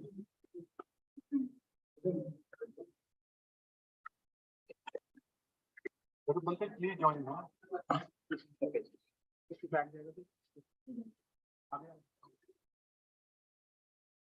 Just to give a brief introduction to the corona, so all of us are well aware of the coronavirus pandemic caused by the SARS virus and severe acute respiratory syndrome coronavirus began in March 2020 in India and has currently claimed 3 million lives all over the world. SARS is a positive stranded RNA virus, and the virus genome is surrounded by nucleocapsid, spikes, envelope, membrane, and heme esterase glycoprotein. Now, there are so many mutations, variant of concern, alpha, beta, gamma, epsilon, delta, and omicron, which we have faced. Transmission, it is established now, it is airborne and transmit from the aerosol generated by the affected persons, and more contact makes the person more vulnerable to the infection. Pathogenesis, as you know, the summit of the spike protein of the virus contains the receptor binding, RBD, and that binds with the angiotensin converting enzymes 2 on the host cells. Besides respiratory epithelium, the ACA2 is also found on intestinal epithelium, endothelium of the blood vessels, which explains the GIT and serious complications, thrombosis, and renal epithelium is also very sensitive, especially in diabetic nephropathy and the diseased kidneys. Like this is the pathogenesis given by the Manual of Medical Therapeutics 2020. After so many postulations, this is the final postulation, which is about the genesis of the spread of infection. So basically it involves viral binding, translation, proteolysis, RNA replications, transcriptions, replications of the vital genome, viral protein translation, viral assembly, maturation, and the release of the infectious viral particles. So this is in a milder diseases, only respiratory systems in between, somebody had a GIT or somebody has a loss of taste. In severe, it is a severe pneumonia. The cotton-like balls in the lungs were very common, and the respiratory syndrome, especially PO2 and all less than 80 had reached. So it was a very difficult time for especially the chest physicians. Aerosols, which enters in the nose and get into the system, it affects like this. The most common in the diagnostic picture in the clinical symptomatology was loss of taste and loss of smell. The around 70 to 80% people face this. Like this is opportunistic infections, invasive mucormycosis. Like we had about more than 2,000 patients in our hospital who reported the mucormycosis, out of which 490 were admitted and 94 we could not save. They had a severe brain mucormycosis, and this is even the bone necrosis was very common.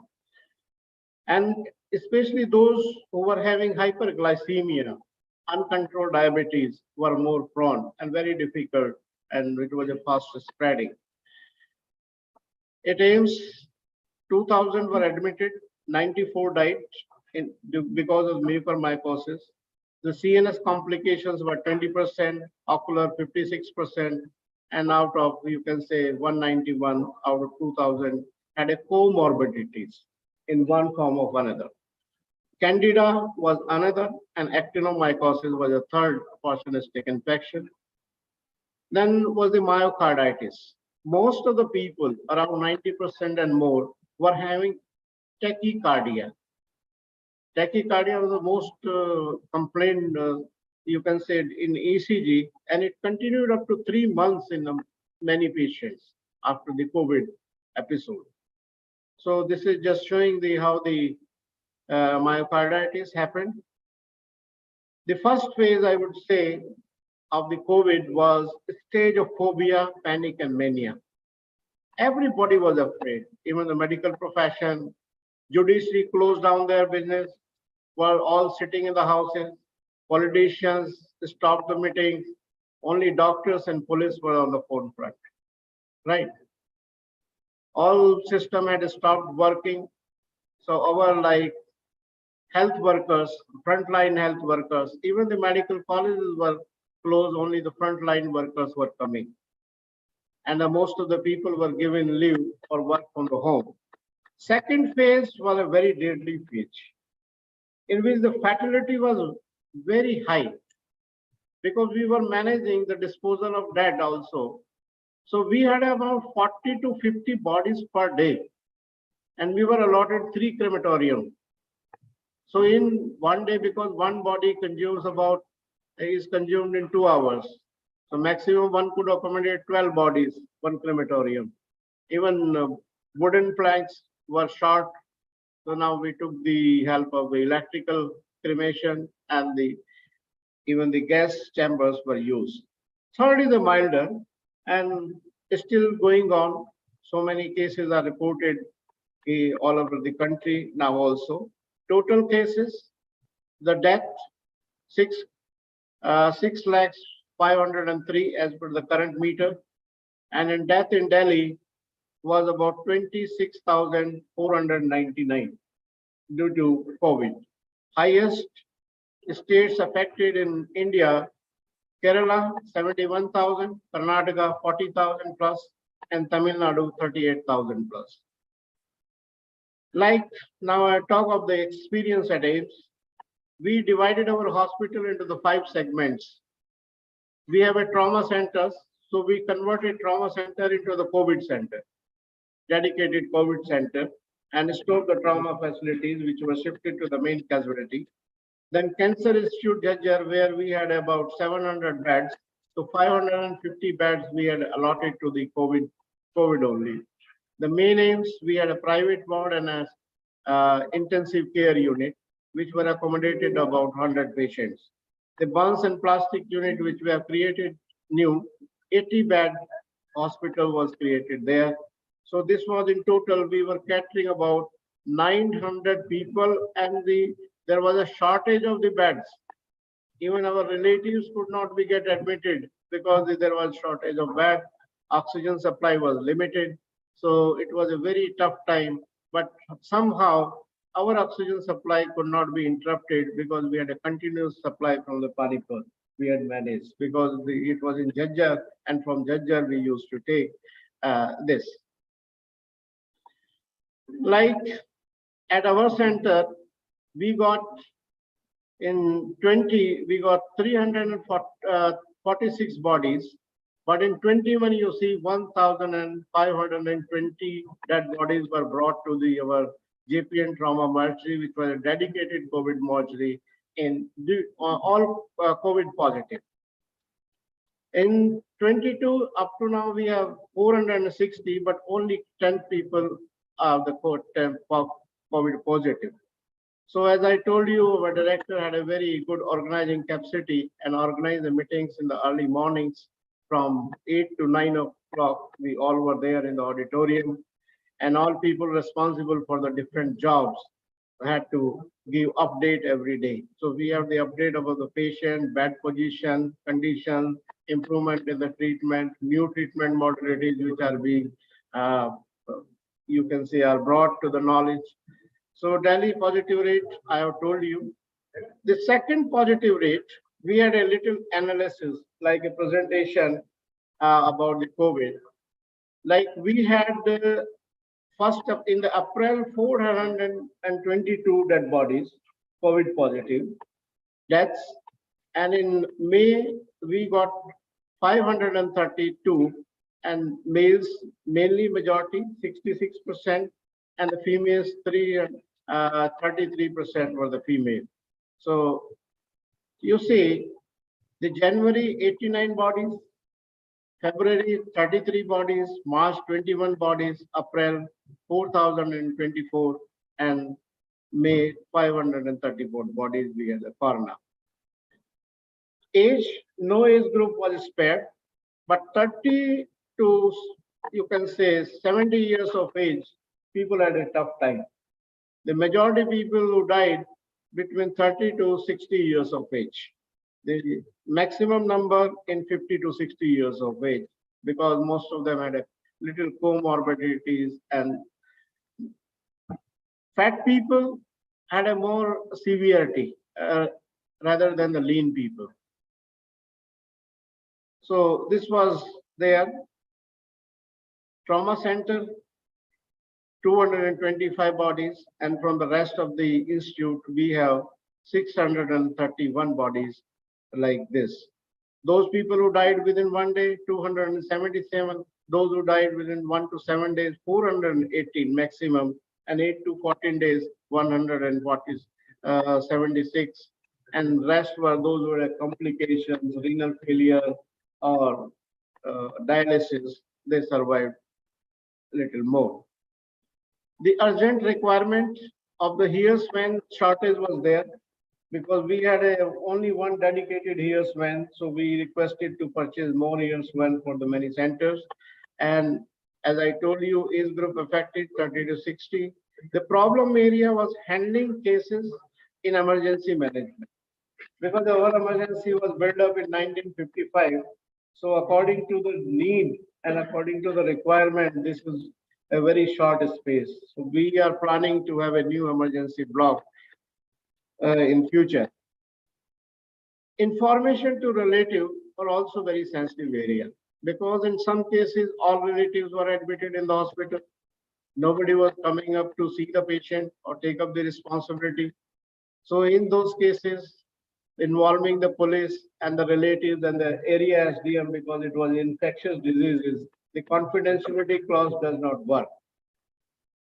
The storage of the dead bodies, we had only one dedicated bodies, and packing and transport, like our frontline workers, sanitary attendants, those who are handling the bodies, were very brave people and worked around the clock. And but we had decided, we used to inform the relatives prior for releasing. At this particular time, your body will be released. Come, only 2 people were allowed to come. Then identified, then we used to send the body to crematorium. There, the 5 to 25 people were permitted for participating in cremation. Then those people who died, which belong to outside state of Delhi. Then we had to take the area SDM, used to inform that particular police station or particular police SP, yes, such and such body will be transported. A special pass was arranged and the bodies were sent from one state to another. But they faced a very difficult time in getting transport. Transport people like getting the body to UP or Kanpur somewhere is 1 lakh rupees or 2 lakh rupees with unprecedented rates. The transport people were charging private bus. The government had no facilities to carry the body to different states. The notification of death cases to area SDM every day. Delhi had a model center. In every day in the morning, you have to feed the total number of the bodies. How many bodies are there in every hospital? All 13 major hospitals, all private hospitals had to give their figures in the morning to the Delhi government and central government. There are two nodal bodies. Then handing over to the relatives, local within no problem, we used to call them. Handing over to the relatives outside Delhi, it was difficult because the relatives could not get a pass to come to Delhi. Then only either police were handed over or they were asked to participate in the cremation or a state cremated them on their behalf after getting consent. So that was the usual procedure. Transportation of the burial, I told you, we had only the one van. Rest were the private vans were not given permission. But in the end, when there were too many bodies, we permitted private vehicles also. So death of the foreigner was notified to the embassy. Unclaimed bodies were cremated by informing police, by us, by the hospital. Abandoned cases, relatives run away. After knowing the person is dead, nobody came up to claim the body, even though everybody is living in the city. So in these cases also, we did the paper formality in a complete way, informing SDM, police, and then sending to the crematorium. Confidentiality was maintained. Only name could be released, like how many cases are there of infectious diseases. Personal details of the patient were never released to any unauthorized body. So timely information of death to the relatives was a challenge because we were informing them 3 to 4 times in a day. We used to give the number to the attendant who used to inform PS patient is thus and show the patient on video, on you can say WhatsApp call, video call. Aggression of the relatives, they were not getting the bodies in timely because there were also few for getting the cremation time also. Sometimes the VIP approaches were there. Out of the turn, you have to give the VIP approach, then only body will be cremated. So it was a really tough time. Then limitations at the crematorium, as I told you, one body takes about 2 hours to get consumed. So definitely it was a really tough time for the crematorium grounds also. Financial issues and relatives, then minor issues of belonging, theft of the phones, theft of the personal belongings during the transition were the issues which were. But we had a plastic bag. All things were put in that, put the sticker of the identity, and it was entered and inventory was made and then handed over to the relative whosoever came later. So delayed documentation, sometimes the team, because after taking the address, especially of infectious diseases, so usually it was for 6 hours shift, 4 to 6 hours shift. The doctor will come after 6 hours out of the intensive care unit, then only will sign the certificate. So there was hue and cry on that particular lesson. The lesson to learn is in the pandemic, the team approach. Even there was a pool of the doctors irrespective of pre, para, and clinical teams. All were formed as a team. Some was having a managerial job, someone was having a management job, someone was working as a resource person for getting the oxygen and other disposable syringes, disposable masks. So this was the way. And in my team, the Professor Sanjeev and Professor Jasi were our another frontline workers who helped us in this particular process. Thank you very much for your kind attention. Thank you.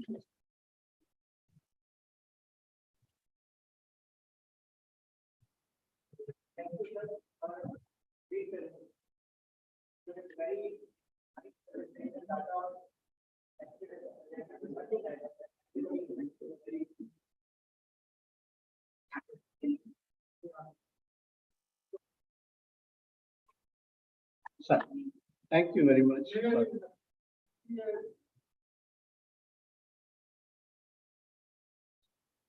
are my process. It was after giving the option. Some of the people are saying that it is because of the industrial instead of the regular. Is it true? Sir, in our case, in our center, because we have only the hospital supply oxygen, we did not have the industrial one. But the patient population coming to us was from the Delhi and from the neighboring state.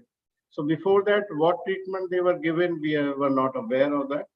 But in our hospital, those who had 90% had the comorbidities, especially the diabetic. Hyperglycemia is a conducive for the mucor. And this is a black fungal, and even present in the hospital also, in AC ducts and things and all. So sometimes it can be the hospital borne also, nobody knows. But those who had a chance and had a fomites of the mucor from any source. So that I cannot comment, sir, industrialized oxygen, because we had a proper oxygen hospital supply.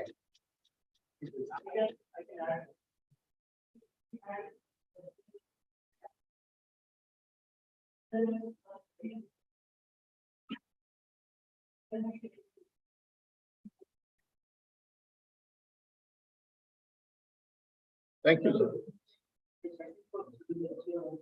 In hindsight, you told that in some cases the tachycardia for 3 months. Those who were suffered a COVID attack.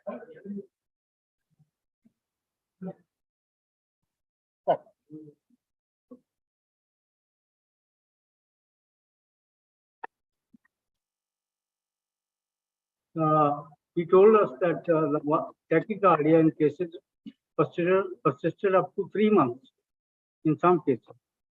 Now we are hearing, since there was no study as far as the COVID is concerned or the vaccine use is concerned. Since now we are not seeing the young persons who are performing at this stage, they have collapsed. Should we contribute it to COVID or to vaccination? I have seen 3 more patients.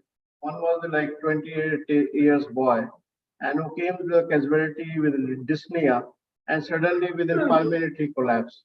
And when we scanned also, then he had a pulmonary thromboembolism, because it caused the thrombosis in the vessels, and sometimes the patient had a thromboembolic event. Because of that, there was a sudden death. In myocardia, my tachycardia was not to the death that extent, 350 or 200, 250 plus. It was just 90, 100 per minute. Maximum 120 we had seen. So beyond that, it was not there. The metoprolol we instituted in these patients, especially those who had a tachycardia.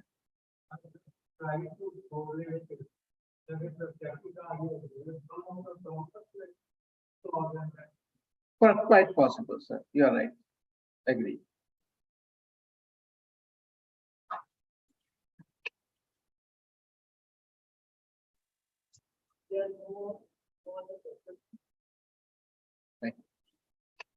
Thank you very much.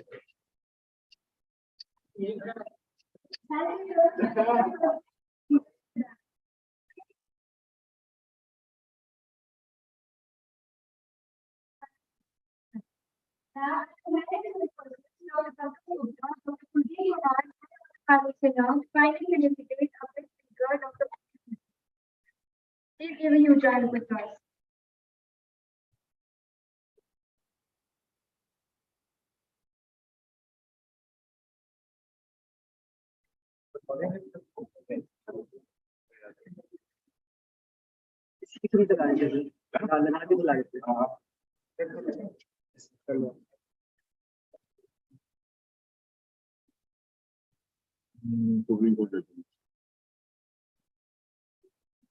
Now I request Dr. Nisha Garg to speak.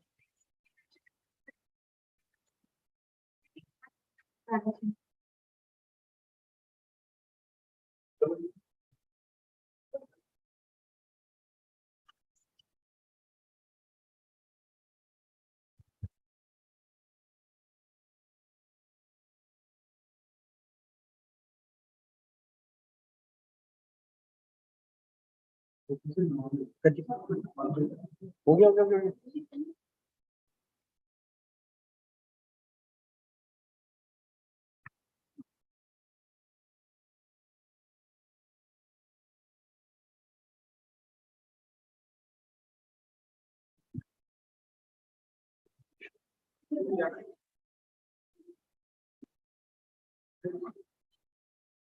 Now I would like to request another set of panelists to continue with the conference. Thank you. Moving further, the topic for the session is Supreme Court guidelines on medical negligence. And it's an honor to invite our chairperson for the session, Dr. Jagdish Rani, ex-principal GMC Chamba, Dr. Subhash Kumar, veteran Yorkshire, and Dr. Yadupur Singh from Hyderabad. Kindly someone rise, sir.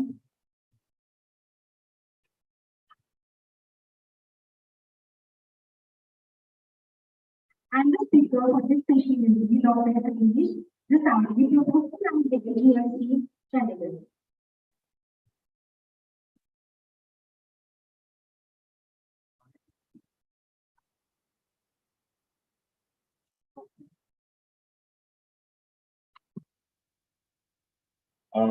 Good afternoon, and I come from Chandigarh, which you all know is known as the City Beautiful. And I would like to thank, before I start, the organizers for giving me this opportunity. It is my honor to present before Prof. Gargi, because I have a very long association with him, right from 1996, when he first came to CMC Ludhiana as the first external examiner. I had started the Department of Forensic Medicine at CMC Ludhiana, and sir was the first external examiner there. So we have an association right way back. बच्चे ये चल नहीं रहा यार, slides move नहीं हो रहे.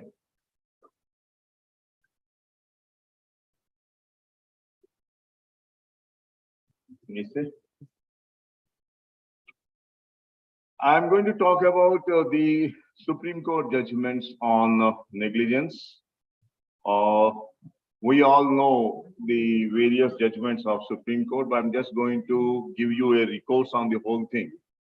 But before we start that, I would like to tell you about certain negligence cases that we did in GMC.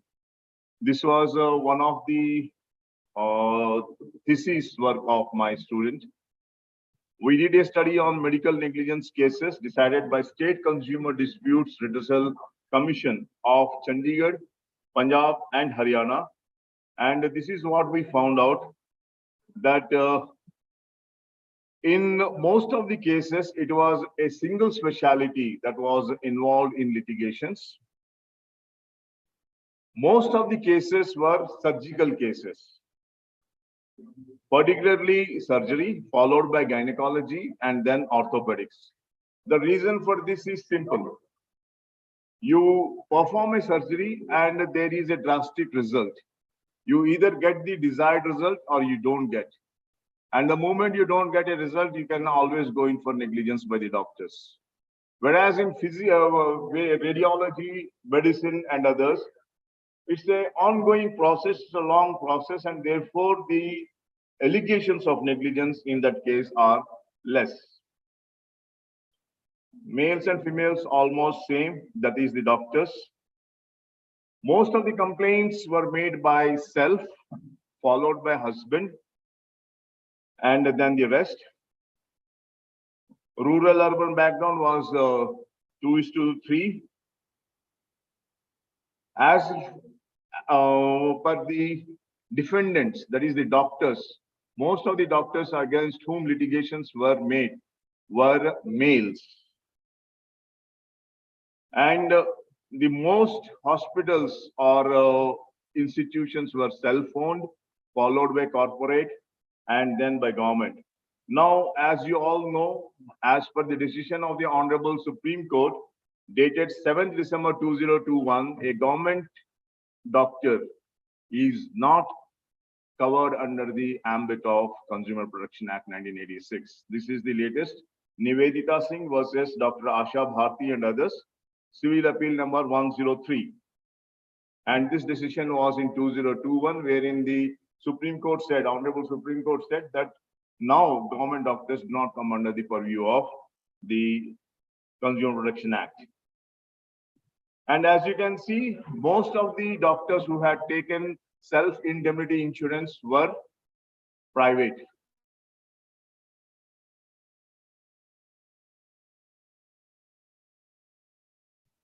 Most of the complaints were lack of proper treatment, complications arising from wrong treatment, monetary issues. But one important thing that we had seen in the latest cases was that complaints like no proper consent taken were increasing. There were almost 22% that informed consent was not properly taken. Rather than the conventional complaints, lack of proper treatment, follow-up, an increasing number of complaints were regarding improper consent and documentation errors. Now, we all know what is negligence. Negligence is a reasonable degree, lack of reasonable degree of care and skill, or omitted to do something which a reason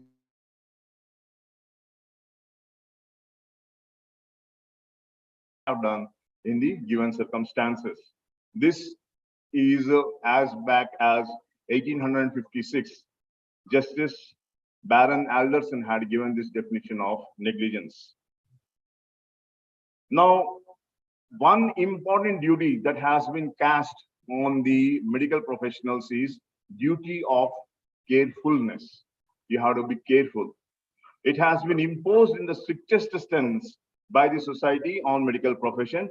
It is now not sufficient that a doctor acted in good faith to the best of his or her judgment and belief. She is expected to have the requisite degree of skill and knowledge as per the advancements in the field. The question in every case that the court will have to answer is whether the doctor had in fact attained the degree of due care as is required by law. We know this judgment way back in 1916, Lakshman Balkrishna Joshi versus Trimbak Bapu Godbole. Whenever a doctor accepts a patient, he gives an implied undertaking that he is possessed of skill and knowledge for giving the medical advice and treatment, and he will exercise duty of care in deciding whether to undertake the case, deciding what treatment to give, and duty of care in administration of that treatment. Now, we all know, we all teach that when you have to prove negligence against a doctor, you have to show that the doctor owed a duty. Then, whether the acts of omission or commission, they constituted a breach of this duty, which led to injury to the patient. And you should show a causal link between breach of duty and the harm. And it must be shown that the harm was not too remote. This is what is required.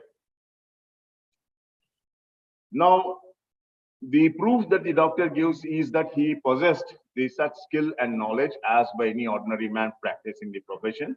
He followed the standard procedures, established methods of diagnosis and treatment, and he exercised reasonable degree of care and skill at the time of treatment, not at the time of going to the court. And in this landmark case, Jacob Matthews, the Supreme Court had said the doctor is not guilty of negligence if he acted in accordance with practice accepted as proper by a reasonable body of medical men skilled in that art. However, it also said that simple lack of care or error of judgment or accident is not a proof of negligence. But again, in a case that was there previously, that is Srimati Vinita Ashok versus Lakshmi Hospital, the court said that even if the opinion is held by a group of responsible men skilled in that field, If the court is not satisfied that the opinion is reasonable and can withstand analysis of logic, the doctor can be held negligent if he followed that opinion or diagnosis and treatment. So it is not enough to prove that he followed the standard procedure. The court should, in its own independent opinion, be of the fact that the whatever procedure or whatever treatment the doctor did can withstand the analysis of logic.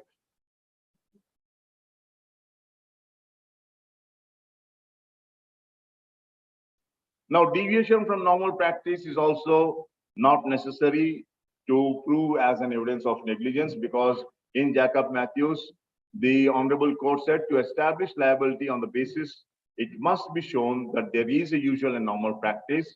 The defendant had not adopted it, and the course adopted is one no professional man of ordinary skill would have taken had he been acting with ordinary care. The doctor has to prove that a doctor will be held liable for negligence when he is not possessed of the requisite skill. He did not exercise with reasonable competence and care and attention the skill that he had possessed. And we know the Bologna test, the standard to be applied for judging that of an ordinary competent person exercising ordinary skill in that profession. Not possible that every professional will possess the highest level of expertise and skills. Dereliction, that is omission or commission. What is the standard of care required and how is it determined? The degree of care expected to be exercised by any skillful member of profession of the same competence in the same circumstances in question. If the doctor can prove this, then he cannot be held punishable for every mishap or death that occurred during the medical treatment. And the court in the same Jacob Matthews said that no criminal liability will be attached where a patient's death results from error of judgment or accident. Mere inadvertence or some degree of want of adequate care and caution might create civil liability but would not suffice to hold him criminally liable. So the proof of negligence would be a balance of probabilities, unlike criminal cases where the guilt must be proved beyond reasonable doubt. And the burden of proof lies with the plaintiff. One exception to this is the doctrine of res ipsa loquitur. In Dr. Kunal Saha versus Dr. Sukumar Mukherjee and others, the court said the degree of negligence should be such that it shows complete apathy for the life and safety of the patient, amounting to a crime against the state. However, it says that even where gross negligence is alleged, a prima facie case must be established before a magistrate at the first instance. Mens rea of being rash and negligent should be proved for criminal negligence. In the same case, even though the medical experts had briefed the bench and given their evidence about 10, that is toxic epidermal necrolysis and its treatment protocol, the Honorable Supreme Court said that the court was not bound by the specialist's advice. Evidence was only advisory in nature under Section 45 of the Indian Evidence Act. It said that the courts must derive their own conclusion upon considering the expert opinion. And the judgment now put the onus on the doctors for the patient's treatment. It also said that the doctors must observe current practices regarding infrastructure, sterility, and hygiene. No prescription should be given to a patient without actual examination. The doctor should not experiment unless necessary, and even then, only after obtaining patient's written informed consent. It also reinforced the patient's right to know. The bench made it clear that the doctors must tell the patients about the risks involved in any line of treatment that they are following. Wherever a patient dies due to negligence, The doctor can be made liable in civil law for paying compensation and for damages in tort. Also, at the same time, if the degree of negligence is so gross and his act was so reckless as to endanger the life of a patient, he would also be made criminally liable for the offense under section 304A of the Indian Penal Code. This is the Dr. Suresh Gupta versus Government of NCT of Delhi. In Dr. Anand R. Nerkar versus Srimati Rashimbi Sheikh Madar, the Bombay High Court had said, in cases where a professional is involved and the complainant comes forward before a criminal court and levels accusations, the consequences of which are disastrous to the career and reputation of a doctor, then the court should be slow in entertaining the complaint in absence of complete and adequate material before it. Again, in Jacob Matthews, the court said that the ingredients of criminal negligence are more rigorous than that of civil negligence. For establishing criminal negligence, we have to prove that the rashness was of such a degree as to amount to injury being most likely imminent. Negligence must be culpable or gross and not merely based upon error of judgment. Gross and culpable neglect, failure to exercise reasonable and proper care and precaution to guard against injury should be proved. In state of Punjab versus Shivram and others, the court said failure of procedure undertaken by a doctor does not imply that he was negligence. Again, in Jacob Matthews, the court said the criminal negligence is largely a matter of degree. It is incapable of precise definition. To prove whether or not it exists is like chasing a mirage. Section 304A does not mention the term gross. So we cannot say that this negligence is gross or it is not gross because 304A does not mention this term. Now, how to prosecute doctors, how to go against the doctors? We all know that the private complainant cannot be entertained unless complainant produces prima facie evidence in a court in form of credible opinion by another competent doctor to support the charge of rashness or negligence. The IO should obtain independent medical opinion from a government doctor qualified in that branch before proceeding against a doctor. Accused doctor cannot be arrested in routine manner unless his arrest is necessary for further investigation or collecting evidence, or the IO feels that the doctor will abscond. And the court further said that the cops will be penalized if they take action against the doctors without medical opinion. However, we know that on April 28, 2022, a pregnant patient visited the clinic run by Dr. Archana and her husband in Dausa, Rajasthan. After delivery, the woman developed PPH and died due to excessive loss of blood.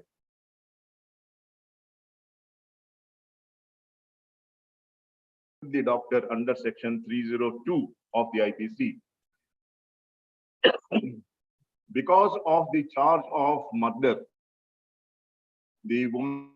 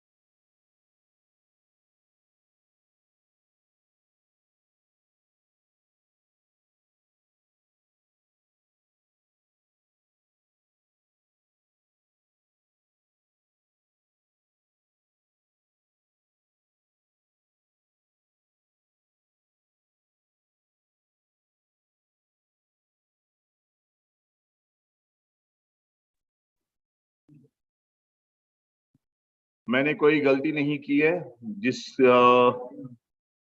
किसी को नहीं मारा। PPH एक non complication है, इसलिए doctor को इतना प्रताड़ित करना बंद करो। मैं मरना शायद मेरी बेगुनाही साबित नहीं कर सकती। Don't harass innocent doctors, please. Love you, please. मेरे बच्चों को मेरे कमी महसूस नहीं होने देना. This is what she wrote. And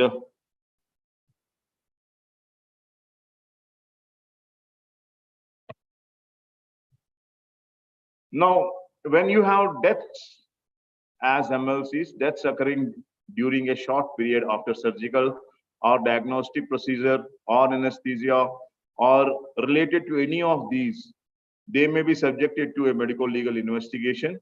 Even if long interval between procedure and death, there may be termed as medical legal cases. In all such cases, a thorough and meticulous postmortem examination may prove or disprove the allegations of negligence.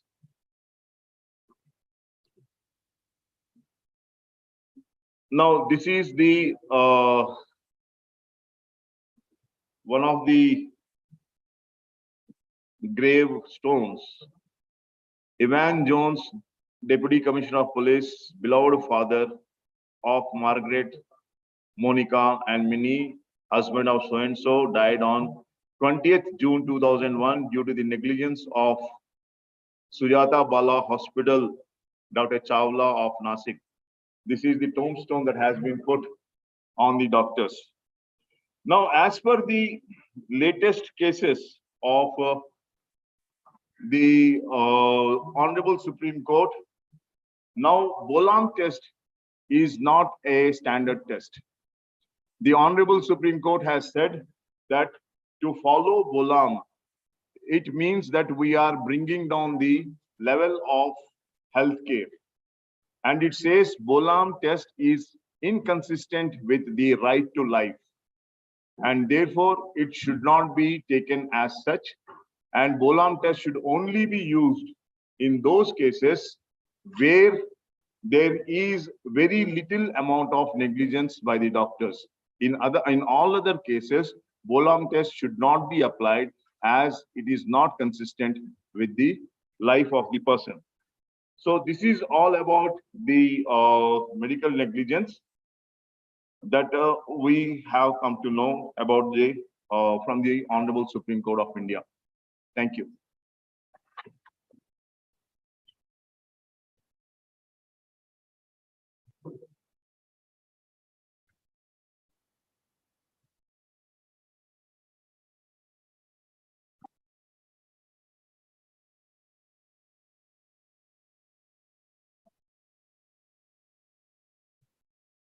Anji sir.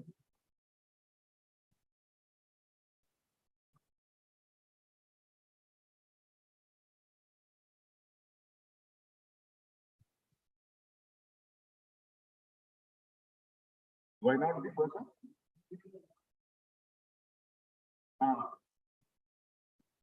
Sir, that is why the court says that in negligence cases, the only exception is res ipsa loquitur. If res ipsa loquitur can be proved, then negligence has already been proved. So there is no need to prove anything else against the person. If you prove a res ipsa loquitur, the person is already negligent and he can be punished for that.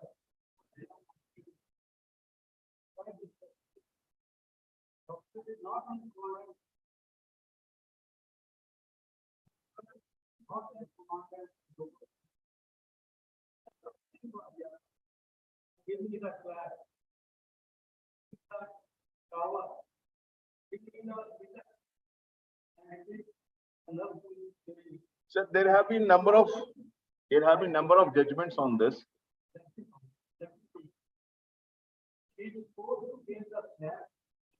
Counting uski काम है. Sir, usme there are judgments. One, the court says that the nurse is at fault if she is a trained and registered nurse. And in certain other judgments, it says the overall master of the surgery is the doctor, so he is also liable. There are both sides by the honorable court. Yes, he is not exclusively liable.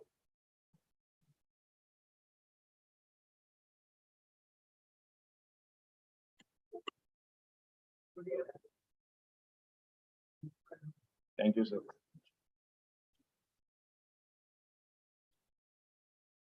Thank you, sir, for such an illuminating session.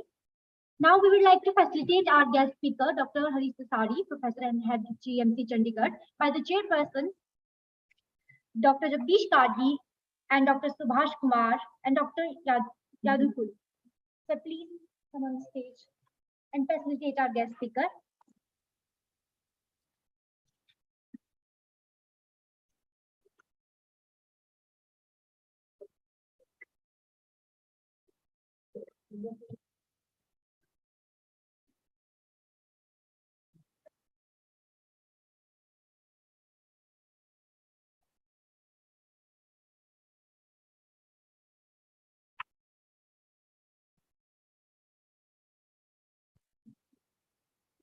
Now I request respected Dr. Arvind, UCMS, to felicitate our chairperson, Dr. Jagdish Kargi, Dr. Subhash Kumar, and Dr. Yadukul.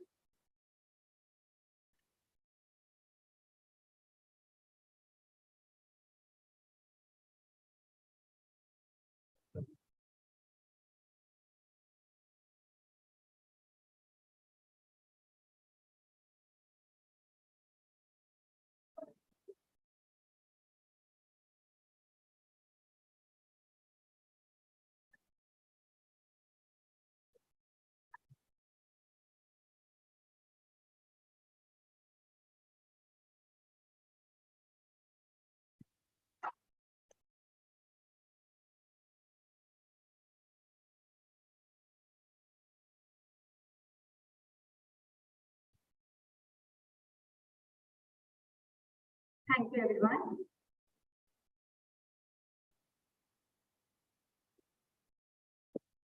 We will now begin with the oral and the poster presentation by the PG and the PG faculty. It is a pleasure to introduce chairperson for this session, Dr. S.K. Verma, Director Professor, UCMS Delhi, Dr. Sarabjit Singh, Chief Scientist, New Delhi, and Dr. Singh from Ministry, and the Joint Institute of for the Chamba. Please come in the guest, sir.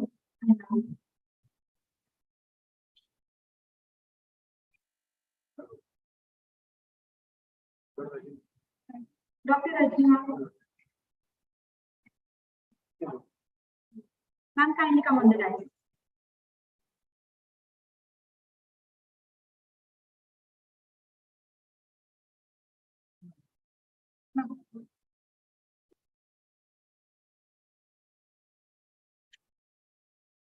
The first presenter will be Dr. Abhishek Garg, PG first year from Department of Medicine from GMC